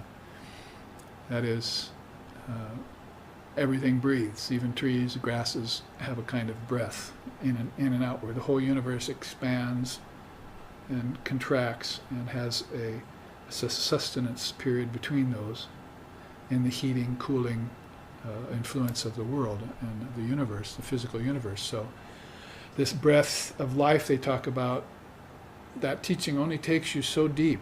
You say, oh, I breathe. Oh, breath is life. So, but man does not live by bread alone. He lives by this subtle energy.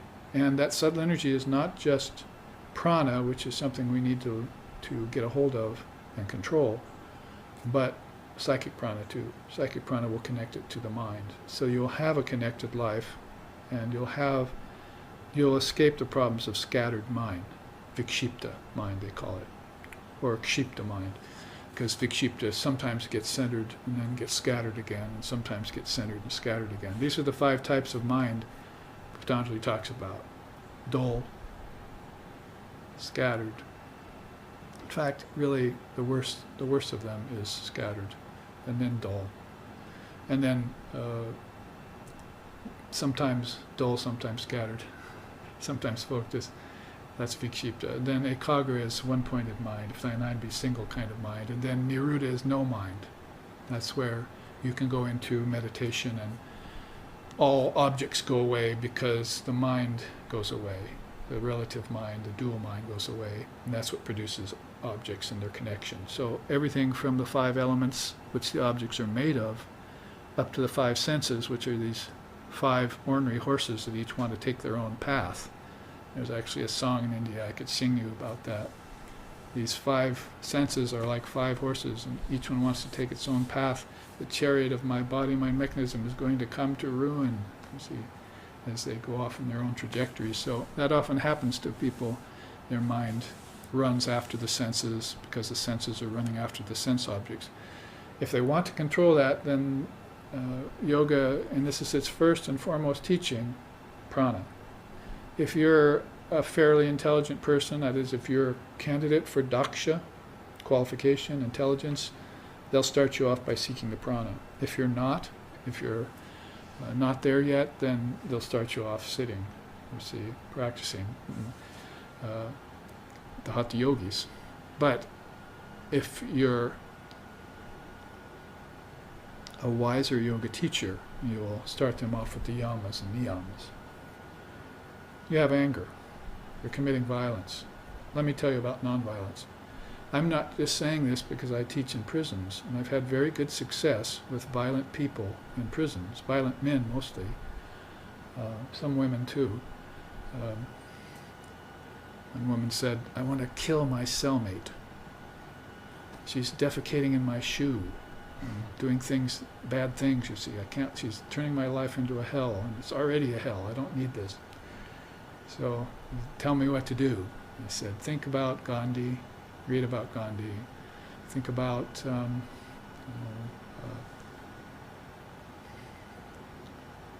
beings who had to forbear much worse things than you're having to forbear with this person." So I came back a couple months later. "How is that going?" "Oh, they transferred her to another cell." See, so you have to water the flowers, not the weeds, you see. Make things change. Make change work for you. Change is bad enough, but make it work for you is the next best thing. So anyway, back to violence in prison, then you give them this teaching of nonviolence, and many people just have never heard of it. It hasn't occurred to them. It's very surprising to most of us, but there are some people who are just violent sort of by nature. The division between the divine and the demoniacal, Krishna calls it. So there are the people under a very demonic influence that just think in terms of harming and hurting and violence. It's not that they're that way all the time. It's that thought occurs to their mind, their scattered mind, and it comes to the forefront without any mainstays, without any stops, you see. And there's no detachment, as talking about here, dispassion, withdrawal from the senses. None of that has been, no muscle has been created there for it, you see. And so it just comes naturally to the forefront, and everything else falls away, and there's no resistance to it. And then they commit these acts, and of course that ends you up in dire situations. So even just mentioning nonviolence as a truth teaching, as a dharmic teaching, has an impression on people. You mean there's a way of living nonviolently? I've never thought of that. So I've had that experience with people where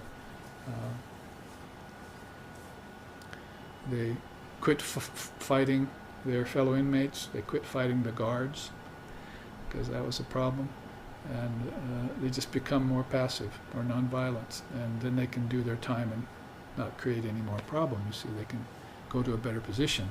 So nonviolence is a great teaching that you would use right away. If people are already in the know about nonviolence, non-covetousness, truthfulness, if they're basically moral and so forth, what they don't know is the prana.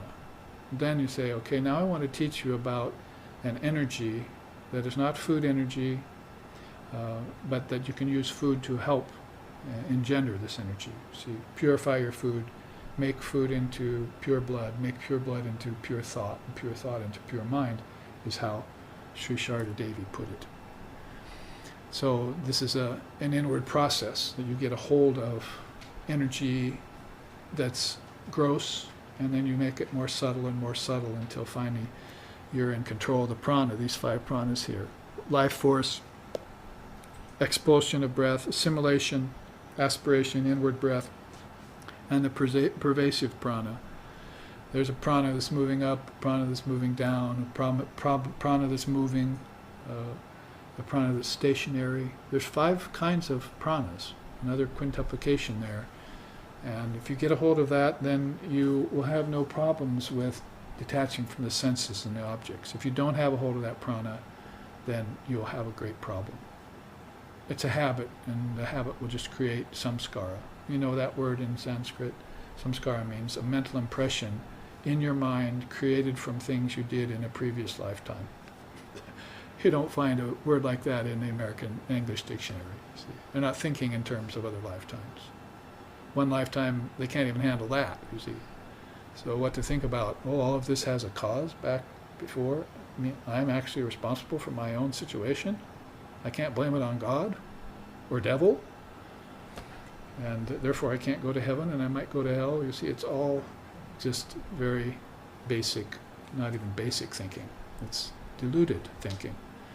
So this prana is a truth, and it's a truth principle, and it's connected with the Dharma. Because if you can awaken the psychic prana, then you can think about these teachings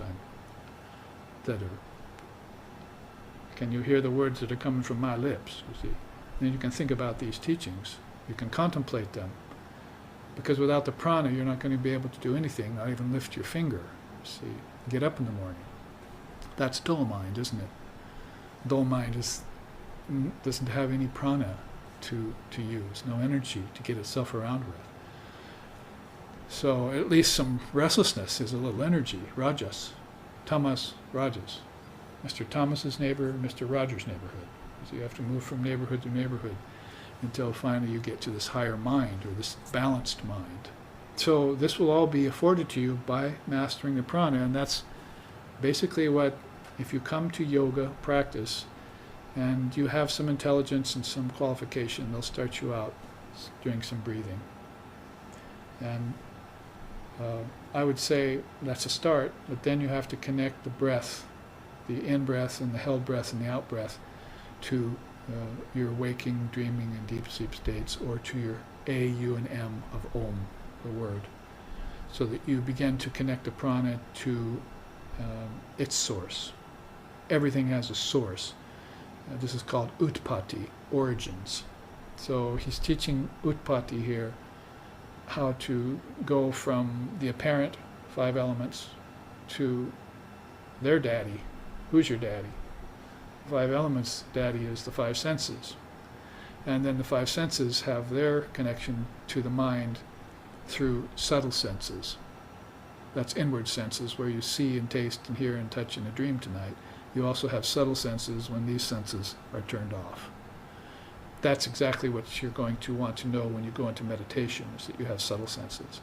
You'll begin to see things inside now, and you won't be seeing things outside anymore till you return to your physical senses. I mean, think about it. Waking, dreaming, deep sleep is just passing through 3 phases of consciousness, where you're in possession of 5 gross senses. You lose those and take on 5 subtle senses and dream. Then you lose those and you're senseless. You see, you don't have any sense at all. See? And then you take them up again when you come into dream and back to waking. So you're taking on these 5 sets of 5s and giving them up all the time. But what is doing that? What is doing the assumption, and what is doing the giving up? You see, is this prana.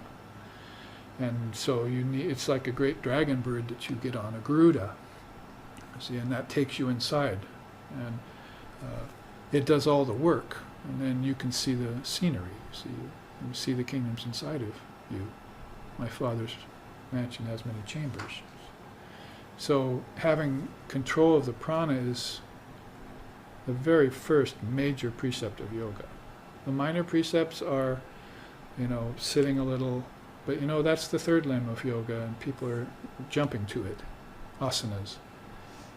But there's these mental asanas that need to be put in place first. You see, ahimsasana, asteyasana, tapasyasana. I'm taking the 5 yamas and 5 niyamas and just putting the word asana after them. So ahimsasana is, I must make a position, I must get into a posture in my mind of nonviolence. I must get into a posture in my mind of not coveting the goods of others, asteyasana. So put the word asana after any other thing, and you'll have the necessary practice for the yogi in order to make good use of physical asana when the third limb comes to him, when it's time to take up the third limb. So there's a lot of preparation that must go on first to get rid of a lot of mental impurities before you sit like this. Like I say, when you sit like this should be considered a divine posture, because as soon as you sit in a tripod position, she's coming up the spine. She's, oh, you want me to come up now from the root chakra? If you don't, you better, close your legs, sit in a chair or something, you see. But if you really want to attract me, then this is the way the yogis have been doing it from time out of mind. So if you sit like this, all of a sudden, I awaken to you. You see, I'm a cobra. You see, I'm a curled up snake coming up the spine. If you go to Kundalini yoga teachers, will say, "Have you uncoiled? Have you unloosened your coil yet?" So they say, "What are you talking about?" Esoteric words, you see. It means have you taken that coiled up Kundalini cobra and attracted it up the spine so it's beginning to straighten out to a full 7 chakra, full blown 7 chakras. So that prana then is very important, and that's what, since Krishna is teaching 18 different yogas, probably more in the Bhagavad Gita, when he says something like detach from mind and sense objects and senses, he's talking about yoga. He wants you to get in union, yoga, with the divine. And so, to put a fine point on that, when you connect the senses, the objects to the senses, and the senses to your inner senses, and the inner senses need to be connected to the prana is going to take you into mind proper, the world of the mind. This is called the Chittakasha, the world of your thoughts. And they don't need to remain scattered or unfocused or unillumined, dark, sometimes scattered, sometimes restless. They can be completely focused because there's another kind of particle inside of you called an intelligent particle.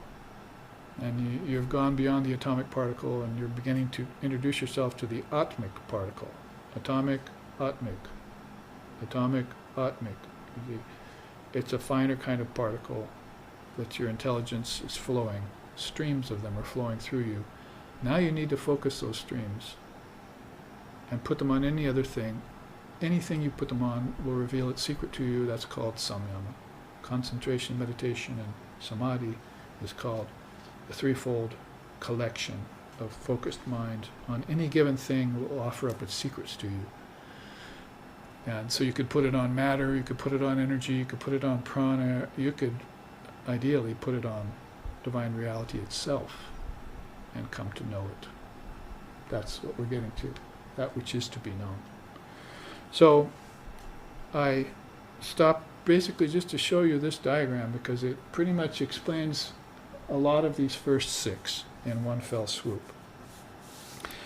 If we want to put it the way Patanjali would say it, he says, and this is very profound, by meditating upon the elements, 5 of them, the senses, 5, and mind, which is 5-fold, the hidden truth about objects gets revealed. So you can move amongst the objects and be completely separate from them, you see, and not know them at all. What is the meaning of an object? But as soon as you concentrate, the meaning of the object becomes known to you. Meditation upon the subtle elements and the sense of I expands thought, awakens wisdom, and tames the ego. So that would be your next step inward. You're now concentrating on ego. It's an alambana. It's a great principle that you want to concentrate on. You want to know the sense of I-ness. So you meditate upon it. Then, meditation upon true individual, along with the intelligence, delimits the ego and exposes the fount of joy within you. So the third step in that process would be coming upon the Purusha, the true individual.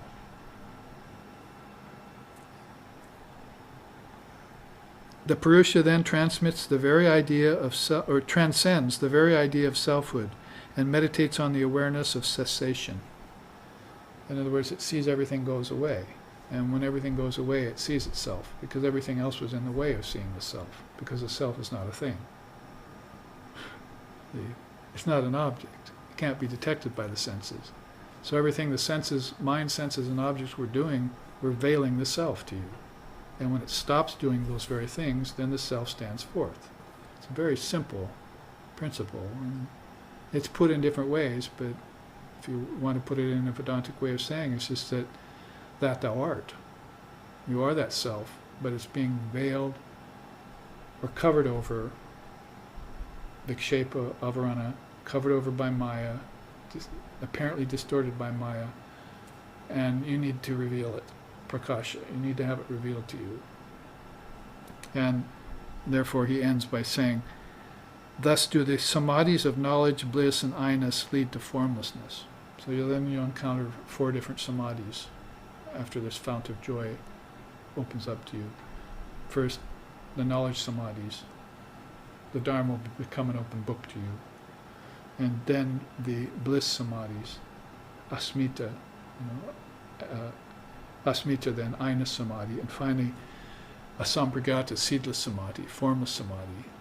That's where, of course, you see the witness of all these things, of all this process, in its perfect condition, its ever perfect or innately perfect condition, and you see all that as a tempest in a teapot going on. You never saw that because you were imagining yourself to be along for the ride. Now you've extracted yourself off the merry-go-round of relativity, cycles of rebirth and ignorance and so forth, and now you're poised in the ideal position, the non-dual position, the path of non-duality, abidance in non-duality that we were speaking of in the first half. That's not a verbatim quote by Patanjali. I took 3 or 4 different slokas from different places in the Patanjali Yoga Sutras and put them all together there in one quote, because it explains it step by step in an 8-limb type of way. Only 4 movements happen there. And it leads to those 4 samadhis.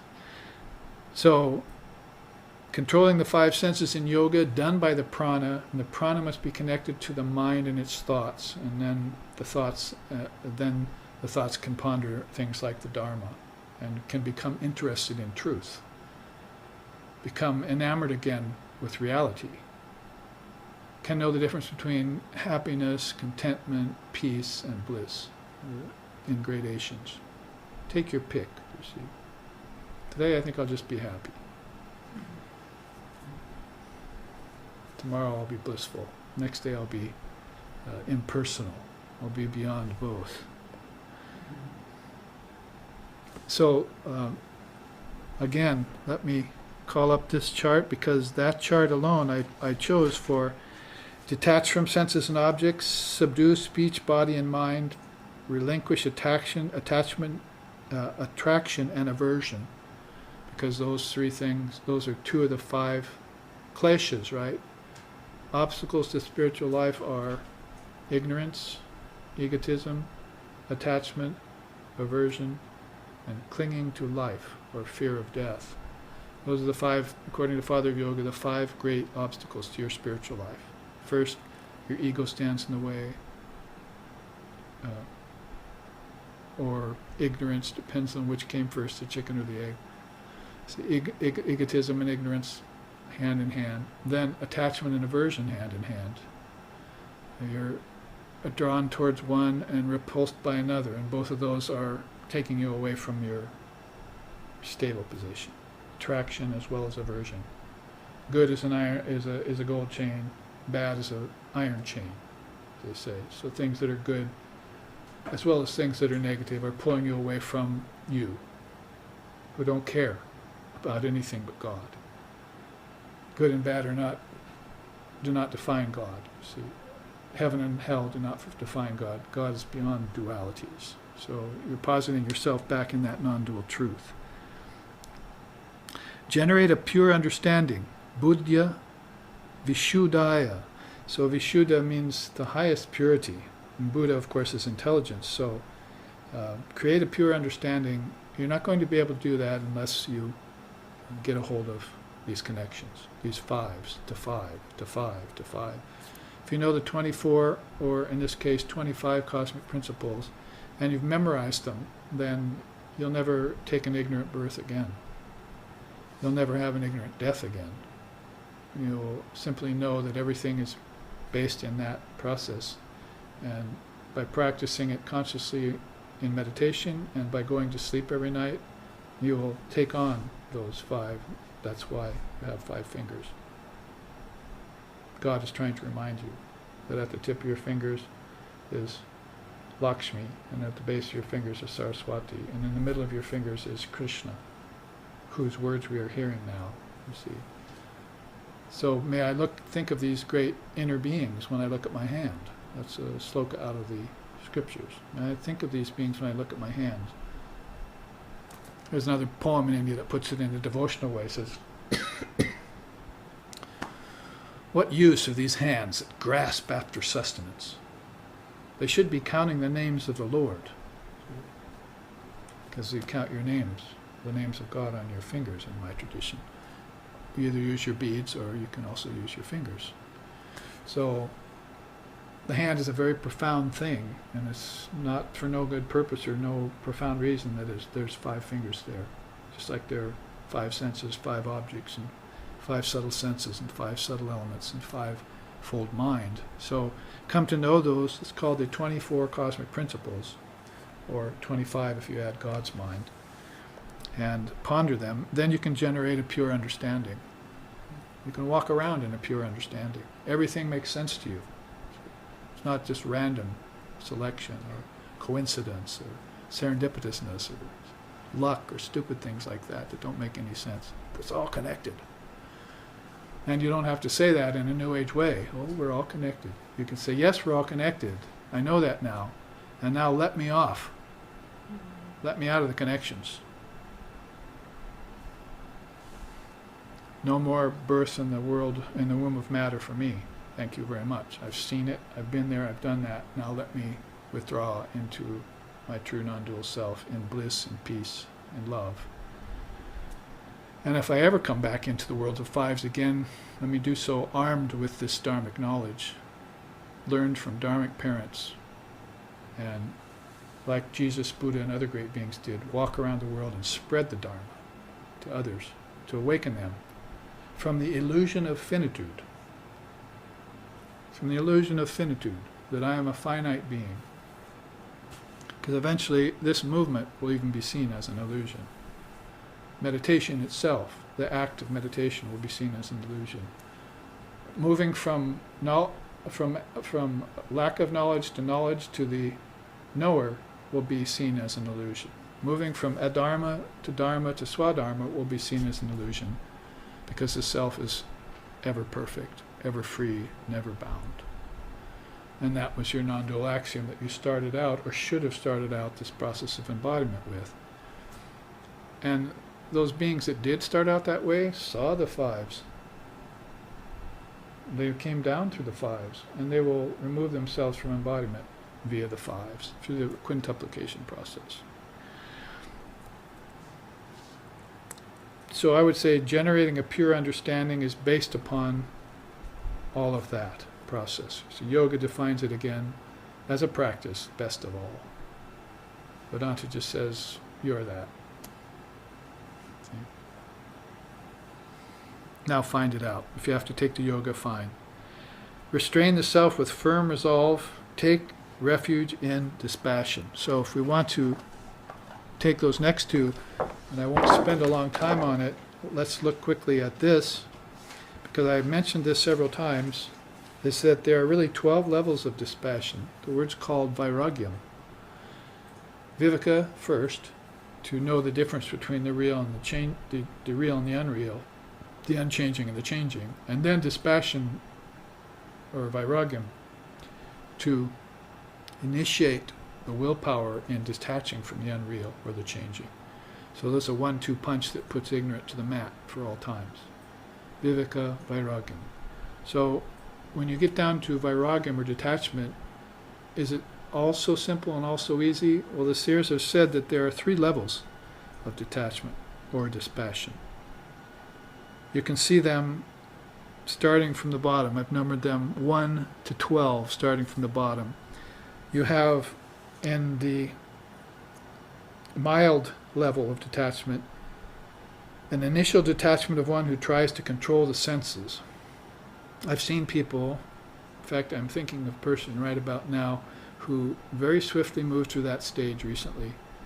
They realized that they needed to get their life together, detach from ordinary, mundane, or even habitual things, and made a vow to do it, and did it all in a matter of months, and passed beyond that stage of meek or mild or weak renunciation. You see, most people never get there because they're focused on the objects, aren't they?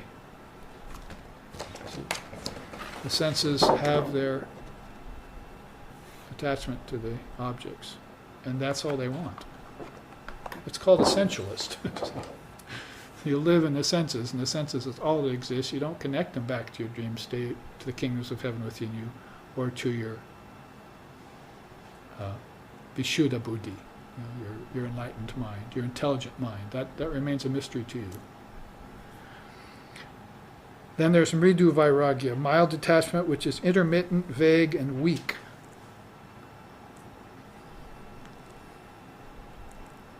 So, a person decides to renounce.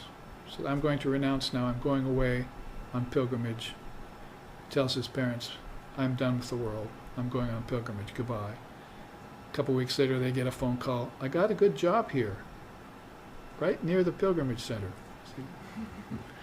So his vairagyam was very weak, intermittent. He felt like he wanted to renounce, then he didn't. That's kind of mridu. Mridu actually means middling or meek. A deer is meek. That's the mridu mudra. It's for a deer, you see. Very, in that case, it would be very gentle. Madhya Vairagya, middling type of detachment leading to lacking in intensity. And Karana Vairagya, detachment arising from various difficulties of life. So a person loses a loved one, or some calamity happens to them, and the shine is off it. I don't like life anymore. And he gets depressed and unhappy and just mopes around for a while. All of a sudden finds a new friend. So that's a good thing, right? But then he gets attached to that new friend and hasn't learned the lesson that all things pass.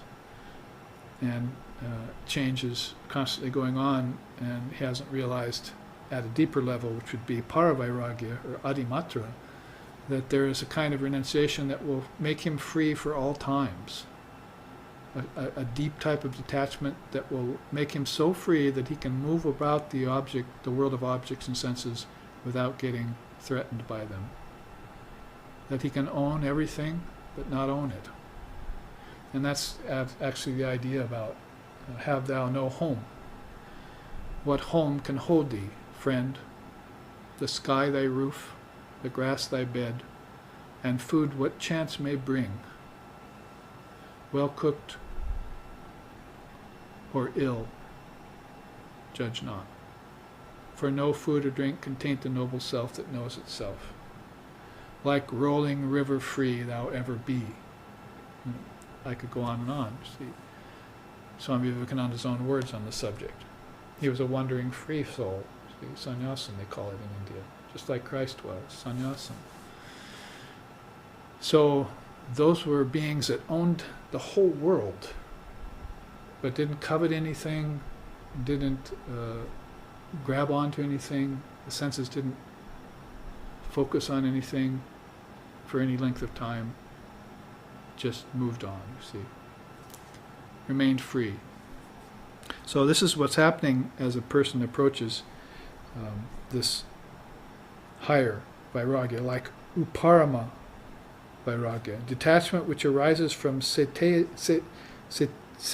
of desires and disenchantment with works. So when you get satiated with your desires and you feel like they're not coming back, because mostly people say, well, I've enjoyed that. And then a couple weeks later it comes back again, they enjoy it again, they get tired of it. But when that cycle stops happening and it doesn't come back on you anymore, you don't have a desire for what you had earlier in your life, those things are passing, then you have to have a place to go that's not depression or pills or intoxicants. You know what I'm saying. A place inside of you that's free from all problems and all crutches, see, all aids, all secondary aids, just your own self, the peace of your own self. That's what the person is starting to realize when uparama vairagya happens. And they even get free of the desire to work anymore. First, work was everything to them. Then work was the noonday sun that burned the very vitals of humanity. And they had to withdraw from it. And now work is just for knowledge. If I get knowledge, extract knowledge out of my work, that's all I need, because knowledge will free me from ignorance. Nahi gyanena sadrishyam pavitram iha vidyate. There's only one and great purifier in the world, Krishna tells Arjuna in the Gita, and that's knowledge. One great purifier. So, destroy your ignorance with that. Anashakti means the beginning of actual detachment, which represents the early stage of non-attachment. So, see the pivotal place there as when desires are satiated as far as they can be, and work does not attract you anymore. Then they call that true detachment. That's the first stage of real detachment. You know then at that point that nothing can call you out of this inner journey you've undertaken. And then it only gets better from there. Stula Vairagya means fundamental stage of authentic detachment which is not yet fully matured. So you get the real detachment, the real article, and then it has to be refined. Stula means gross, so it's still a rather outward, undeveloped, unrefined kind of detachment that needs some work. And you move on to the 8th stage, Vaishikara. That's actually a well-known stage of detachment. It's a more mature state of detachment, sometimes called the higher state of lower dispassion. And there you see people beginning to renounce the world, either as monks or as householders. It can be done either way. And then there's Adimatra, a high stage of detachment under the influence of which the pleasures of life begin to seem insipid, even painful. Like, for instance, Ramakrishna climbed to the top of the Kali temple one night and yelled out, "Oh Mother, where are my disciples? Why aren't my children coming to me? My ears have grown, my ears are being burned with the talk of worldly people." And he was living in a temple. So even people in the temple were going around talking worldly things. You think if you're in a temple, at least you talk about God, you think about God. Even the worship of God had become plodding and ritualistic. So there he is in the temple, expecting to hear words of Dharma and Brahman and so forth, and his devotees, his 16 direct disciples, hadn't come to him yet. So he yelled out, "My ears are being burned by the talk of worldly people." So there is a stage of Adimatra, you see. All the usual pleasures of life seem insipid. Worldly talk pains you. You leave a place where you hear that kind of talk. You're not a party animal anymore. I want to put it in Western terms. See, I've had experiences of that with my students too. So, oh yeah, I used to go out drinking with my friends, but ever since I got the Vedanta teachings, I don't do that anymore. But now I don't have any friends. One fella told me, "There's a stock market." Man, you see. And I said, "You'll get better friends. Don't worry." Misery loves company. They just want you to come out and drink and reenact the same old cycles, you see. So those things begin to become insipid. That's a good word. And they even are actually painful to you. You just want to remain in this peace of Brahman. The peace that passes all understanding attracts you more than anything else. Audasinya comes, a very lofty state of detachment brought about by Gyan, Dharma.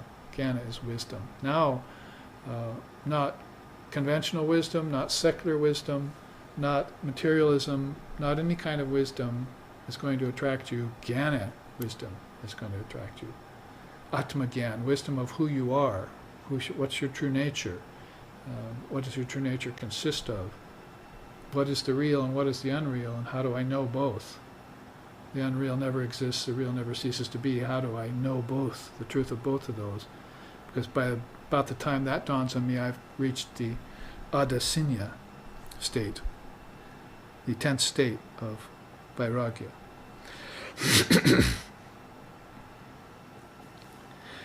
Which causes indifference to sense experiences and transcendence of all pairs of opposites. So Jnana is, Dharma is known for that.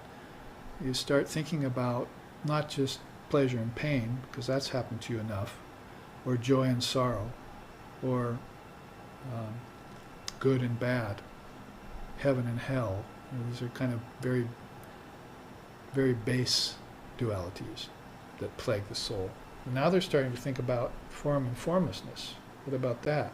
Existence and non-existence. What about that?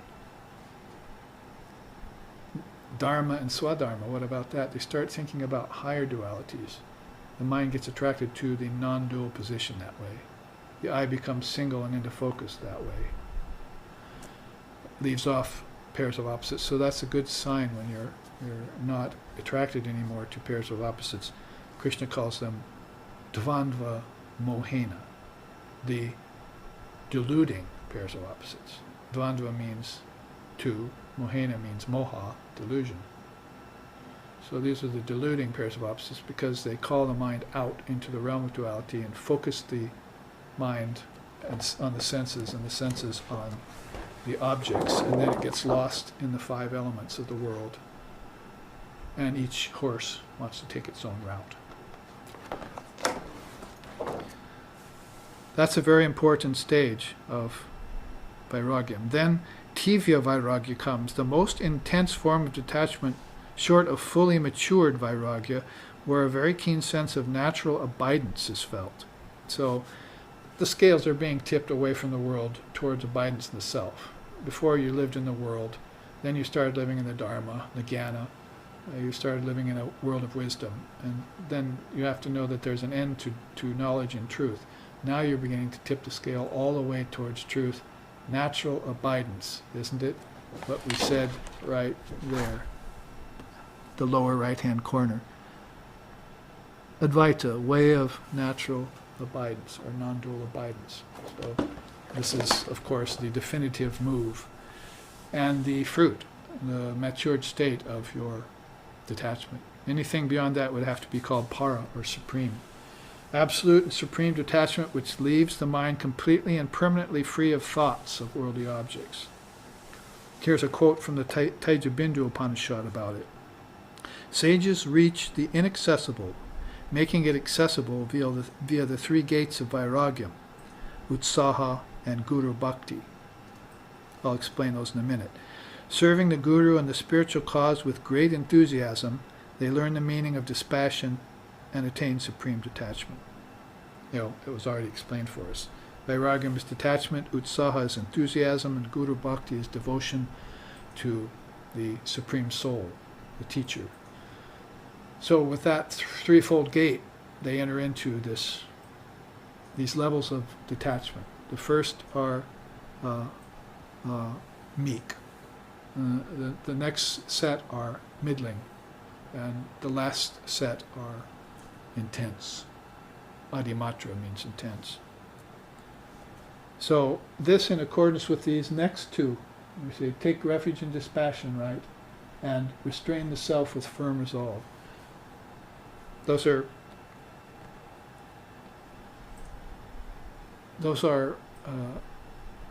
concomitant steps.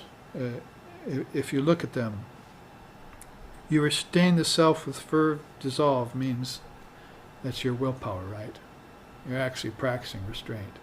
But then you take refuge in that. what's left over. Now, I am dispassion. Dispassion are us. And I don't need to take refuge there. I don't need to practice it anymore.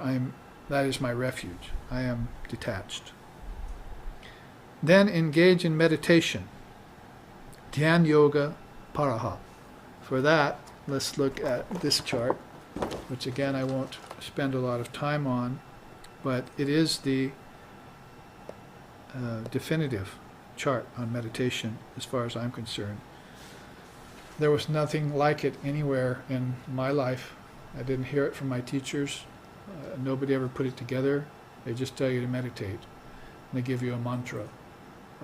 It's as if maybe meditation can't really be taught. It has to be left to you. But there is a setting of the stage.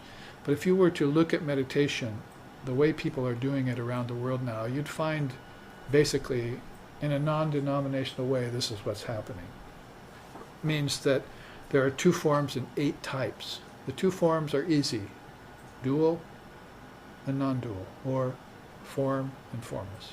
That's where you ponder that duality. Is God with form, or is God without form? Sri Ramakrishna had a cute story about that. He said, blind man with a staff walked into the temple. See, he'd walked across a long distance to find the Jagannath temple. So he went up to the main image of Jagannath, and his question in his mind was, is God with form or without form? He wanted to know this. Pretty wise blind man. So he walked up to the temple, and the priest put him and said, okay, the image is right in front of you now. I'll leave you there to commune. So he's thinking, oh Lord, answer my prayer. Are you with form or without form? So he stuck out his staff and moved it one way, and it bumped the statue. Oh, God's with form. Then he moved his staff the other way. It didn't encounter anything. Oh, God's formless. I guess God's both with form and formless. So that was Sri Ramakrishna's most mature attitude too. God is with form, God is beyond form, and God is beyond both form and formlessness as well. So you get into concepts of form and formlessness to ponder them, but then eventually you're going to know that God cannot be conceptualized. We've heard about this a lot in many different ways through teachers as ancient as Sri Krishna, all the way up to Ramana Maharshi, talking about this Atma Vichara, how to ponder divine reality. So here's a nice little story Sri Ramakrishna used. So as far as with form, there you see the 4 types that are with form. First, meditation on objects. Pratima Pratika Jnana. That is, you take a symbol, you take a stone Buddha, or you take a baby Ram, you take any kind of an image, you see, and you meditate on it. Because if you look at it and concentrate on it, the minute you do that, your problems are gone. What is your problem? Scattered mind. That's causing all your problems. The more tendrils you have out there, the more pain you're going to experience, isn't it? Because your nerves, you see, your nerves are all susceptible to pain. So anything you do, anywhere you go, and your mind has passageways too like that. Think about certain things, you get suffering.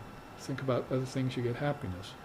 So you're putting yourself all out there. But if you withdraw it all in, you see, and place it on one thing, then there's no network for the energy to travel along anymore. You're focused on one thing. So say, how about Yato Dipo Nivatastu Nengate Sopama Smritaha Yogino Yata Chitasya Yoga Yunjato Yoga Atmanaha. That's right out of the Gita. Krishna said that to Arjuna on the battlefield. What's it mean? It means like a candle in a windless place. Its flame unflickering. So too is the mind of the yogi. Mind steady, unwavering, focused upon the Atman within, and steeped in yoga. Yato dipo nivataste yunjata yogam atmanaha. Focused on the Atman and steeped in yoga. So That is pratika. You've taken a candle in the window's place and you've deified it. I deem that sacred. I have pronounced it to be sacred. Now, when you can do that to the whole world, then you're outside of the realm of pratika. You've deified every object in the world as being Brahman. You've made the declaration, but you don't know yourself as Brahman yet. So you start with objects, you deify them. It's really a tantric way.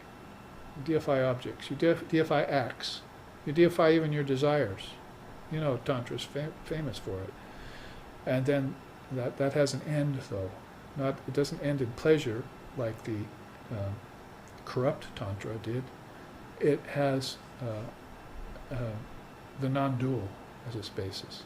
You get knowledge, daksha, from that process, and you take that knowledge inside. You extract essence from your experiences that way.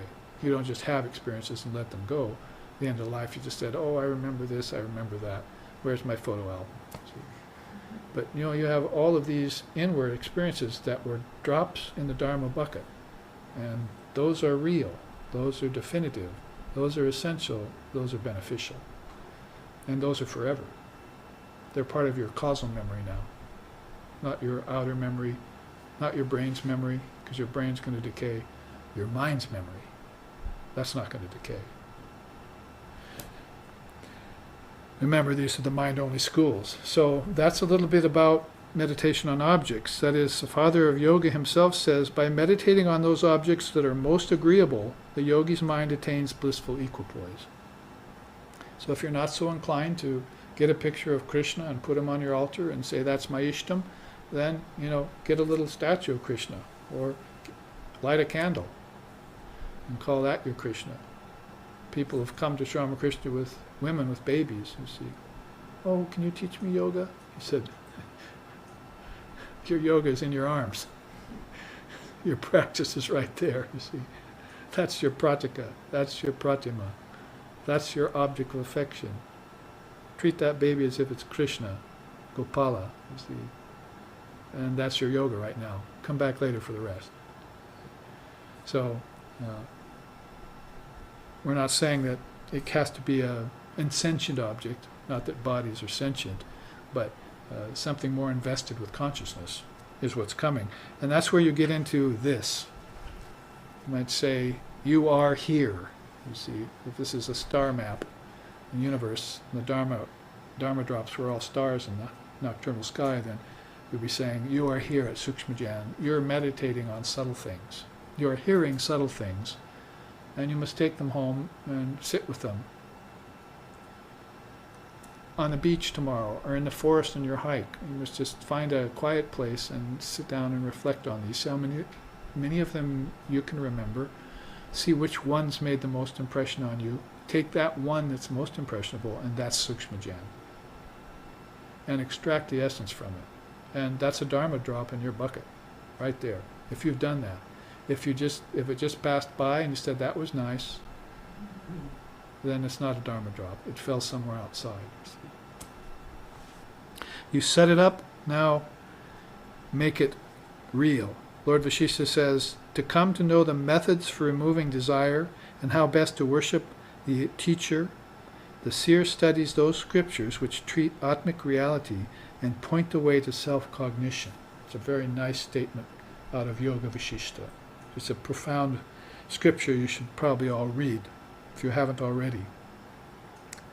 Worship the Acharya, study the scriptures, make sure those scriptures treat Atmic reality, because there are non-dual scriptures and then there are some very conventional scriptures that people follow.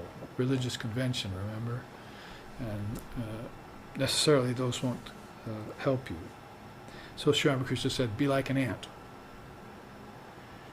If you go to a pile of sand and sugar, see, at the picnic, a little pile of sand and sugar mixed up there, and you come back in an hour, then you see that ant has taken just the sugar and left the sand. So that's how Sri Ramakrishna wants you to be with the scriptures. Vyakti Upasana Dhyan, meditation on God with form. Upasana is fairly popular even amongst the Buddhists, there are some schools of meditation that are, like Tibetan Buddhism, for instance, that are concentrating on forms. Basically, you can say Advaita Vedanta, Zen Buddhism, they're pretty much not concentrating on forms. They know the self, reality, whatever they call it, is formless. And they know the station they get into, called Satori or Nirvikalpa, is also beyond the world of name and form. So that's what they're concentrating on. But in this particular genre, that is God with form, that you're taking up, you're beginning to take an ishtam. So Swami Shivananda, that is the Shivananda of the Ramakrishna order, Mahapurusha we call him, one of the 16 direct disciples of Sri Ramakrishna, said in his book, The Eternal, or in one of his books, he said, books about him, "For many it is best to think of God as possessed of qualities and having a form. This way their minds will become easily concentrated." So try and put the mind on formless reality. For most people, that's a far cry. It's like a void, like an emptiness. It can, all sorts of dangers like misorientation inside can happen. You could form bad habits about bad conclusions. So for most, he says, better for people to think about God with form. That's why Sri Ramakrishna said Bhakti Yoga is the best path for most people. That's the yoga of devotion. And then as you practice that yoga of ecstatic love for God, then the Lord himself will reveal to you the secrets of formlessness. Then finally, Leelajan, meditation on the Avatar's divine play. At Christmas, you drive around the mainland, you see God's play is spilled out into the lawn. You see neon mangers and various things there. See, that's the divine Leela for the Christians. So there's also a divine Leela for the Vaishnavas, for Krishna, and divine Leela for the Shaktas and Divine Mother and so forth. So whatever the avatar of that particular tradition did, said, and how he lived, how he or she lived, that's fairgrounds for meditation. And that would become a whole living inner life for you. For us, the Divine Leela of Sri Ramakrishna, Holy Mother, Swami Vivekananda, the 16 apostles, direct disciples, and the whole lay family, and the Kali temple, and Mother Kali, and Mother Durga, and onward, inward, and so forth, is all held in the name of Ramakrishna. So if we meditate on the name of Ramakrishna, that's our mantra. Everything is in the name of Ramakrishna. Everything about spiritual life, everything he taught, the past lifetimes he lived as Ram and as Krishna, all there in Ramakrishna. So that's all contained in this divine play. So those four, I would say, explain the path of meditation with form that most people are engaging in nowadays. Now the ishtams can change, the pratikas can change. Some prefer just a stone obelisk, others will prefer a baby Ramlal. So everything gets colored by the temperament and by the character of a person, but those four basically show you the fourfold division of God with form. Now meditation beyond form, also you would think maybe you would only have one kind of meditation for it, but I found four. Taila Darajan means one-pointedness. It actually means pouring oil from one beaker into another. So, and you see it's just perfect rainbow arc, as it were, without any splashing like water would make. Just a perfect uniform flow of oil from one beaker to another. So that is, this beaker is your mind, and the beaker there is Brahman, the formless reality, and you're pouring your mind into it. So that's a kind of envisionment meditation that's free mostly of concept. Just have that one little metaphor in it, and the whole purpose of it is formlessness, to empty out the contents of the apparently individualized soul into the supreme soul. That is, the Jivatman into the Paramatman. The Jiva into Shiva, however you want to put it. That's the whole purpose of that. Vivekananda himself says, the powers of the mind should be concentrated and turned back upon itself to penetrate its innermost secrets. So he's talking about, without any mention of God or individual, he's talking about the process of turning the mind back in on itself. It must become conscious of its own consciousness. It must become aware of awareness and study one's own consciousness. I actually said that to a few people in the past, and they thought that was marvelous. I've never thought of studying my own consciousness. So they began to look inward and ask themselves, what is this consciousness by which everything operates? What is awareness? What is human awareness?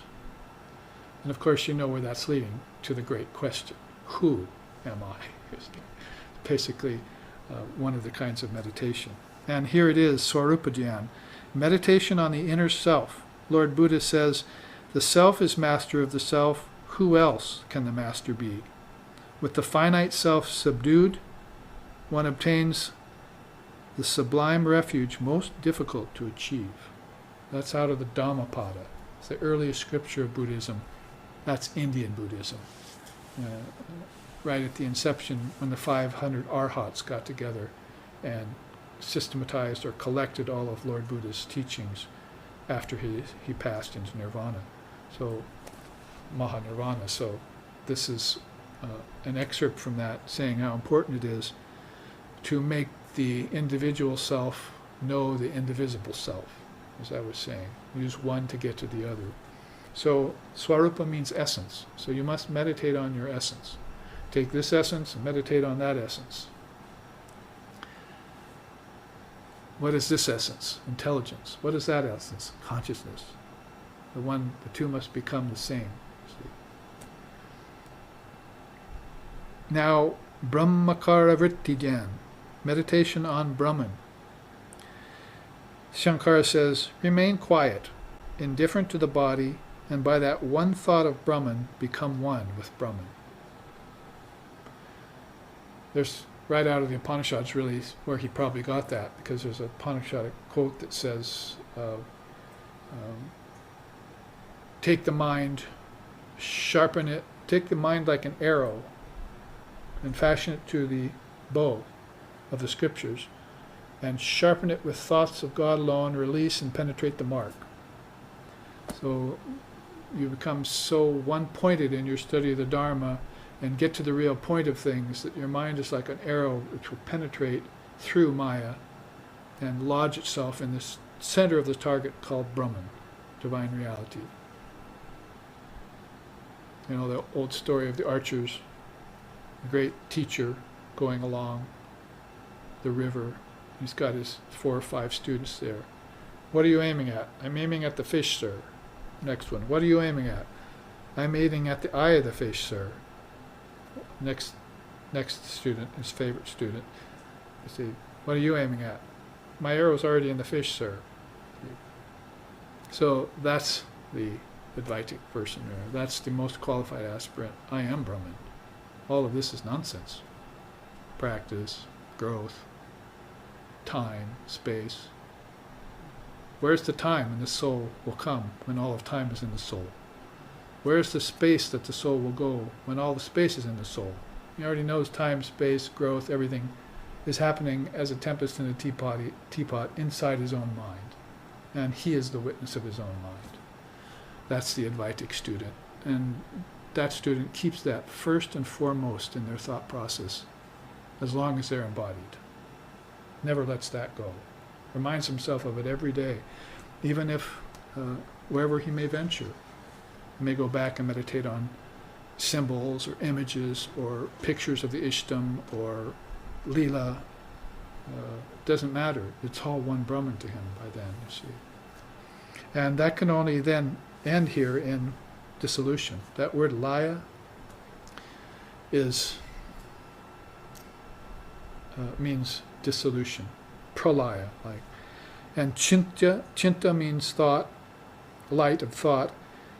So meditation to achieve immersion, it happens in 3 stages. Bhuta, laya chintaya dhyan, antakarana, laya chintaya dhyan, and omkara, laya chintaya dhyan.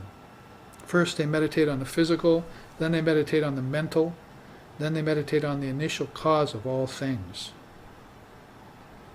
So if you're meditating on a pratika, that's a physical thing, right? Or if you're meditating on a thought, that's the father of the physical thing. Thought is father to the deed. And so all these objects started out in your thinking process, then they became objects. You congealed them.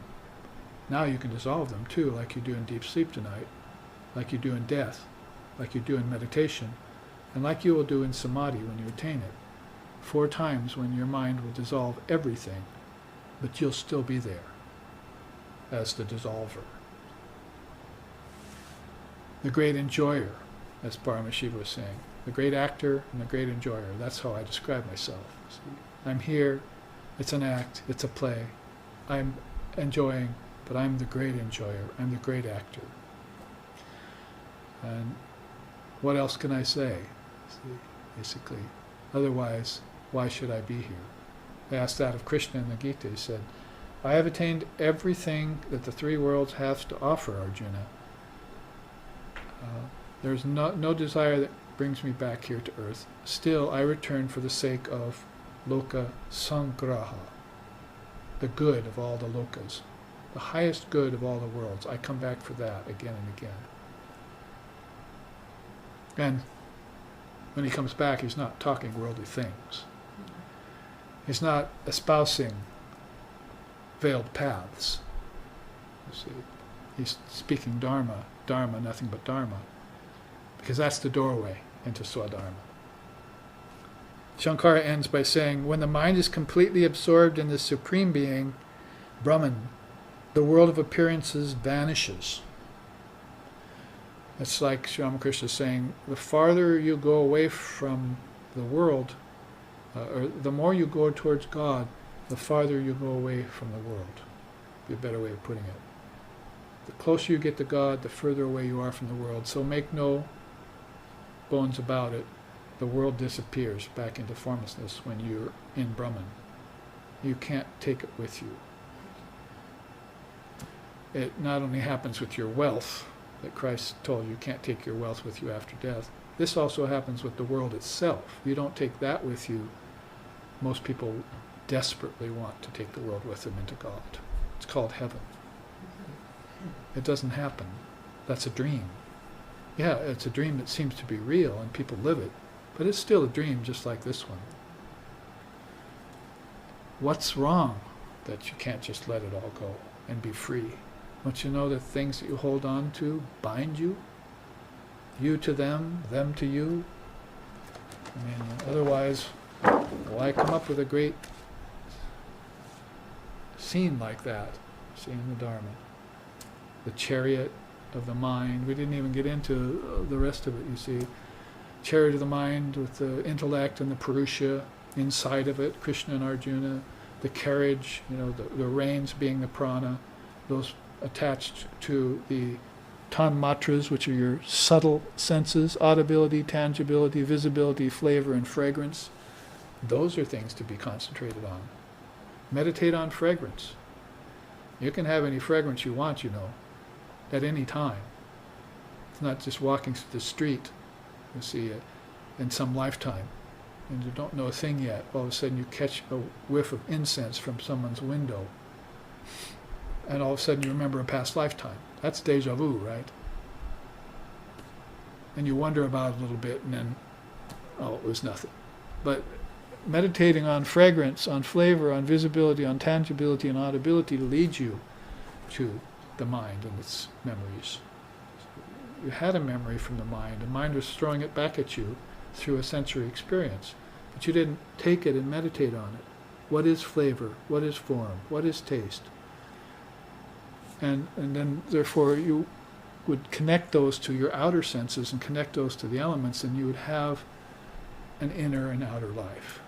You'd have a life that's connected in sets of 5s. Not so hard to remember when you think of it in sets of 5s. So that's all about meditating on form, the benefits of meditating on form. Bhutalaya Chintaya Jan. But there's also meditating on the mind which is a powerful thing to do. And then finally meditating on the Word. The initial cause of everything is the Word, which was in the beginning, was with God, and was God. All three. Three teachings there about the Word that Christ gave to John and some of the apostles. So basically that is the initial cause. Omkara. Kara means cause. Karana is the cause of something. So the Word is the ultimate cause of everything. Beautiful teaching around that, before we end here, because we run out of time, is that God is not the cause of anything.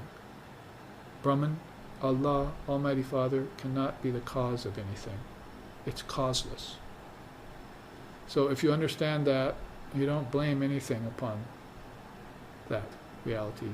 You leave it where it is, pure and perfect, and you approach it. And that's where we will go next week when we get into how to approach Brahman in this chart. The 4 plateaus of approaching Brahman. That will be our starting point next Sunday. Thank you for arriving here safely in our mountain retreat and taking these teachings in a second class on the Bhagavad Gita, the great words of Sri Krishna, the Avatar. And we will now end with a chant and take these teachings into our week. Om Sato Ma Sadgamoya Tamaso Ma Joitir Gamoya Mrichor Ma Amritam Gamoya Abira Bira Mayiti Rudrayate Dakshinam Mukam Denamam Pahinicham Om Shanti Shanti Shanti. Lead us from darkness to light, from lower truth to higher truth, from the unreal to the real, and from the illusion of death to eternal life. Reach us through and through, O Lord and Mother of the universe, with thy sweet and benign presence. Om peace, peace, peace. May peace be unto us, and may peace be unto all. Om Hari Om.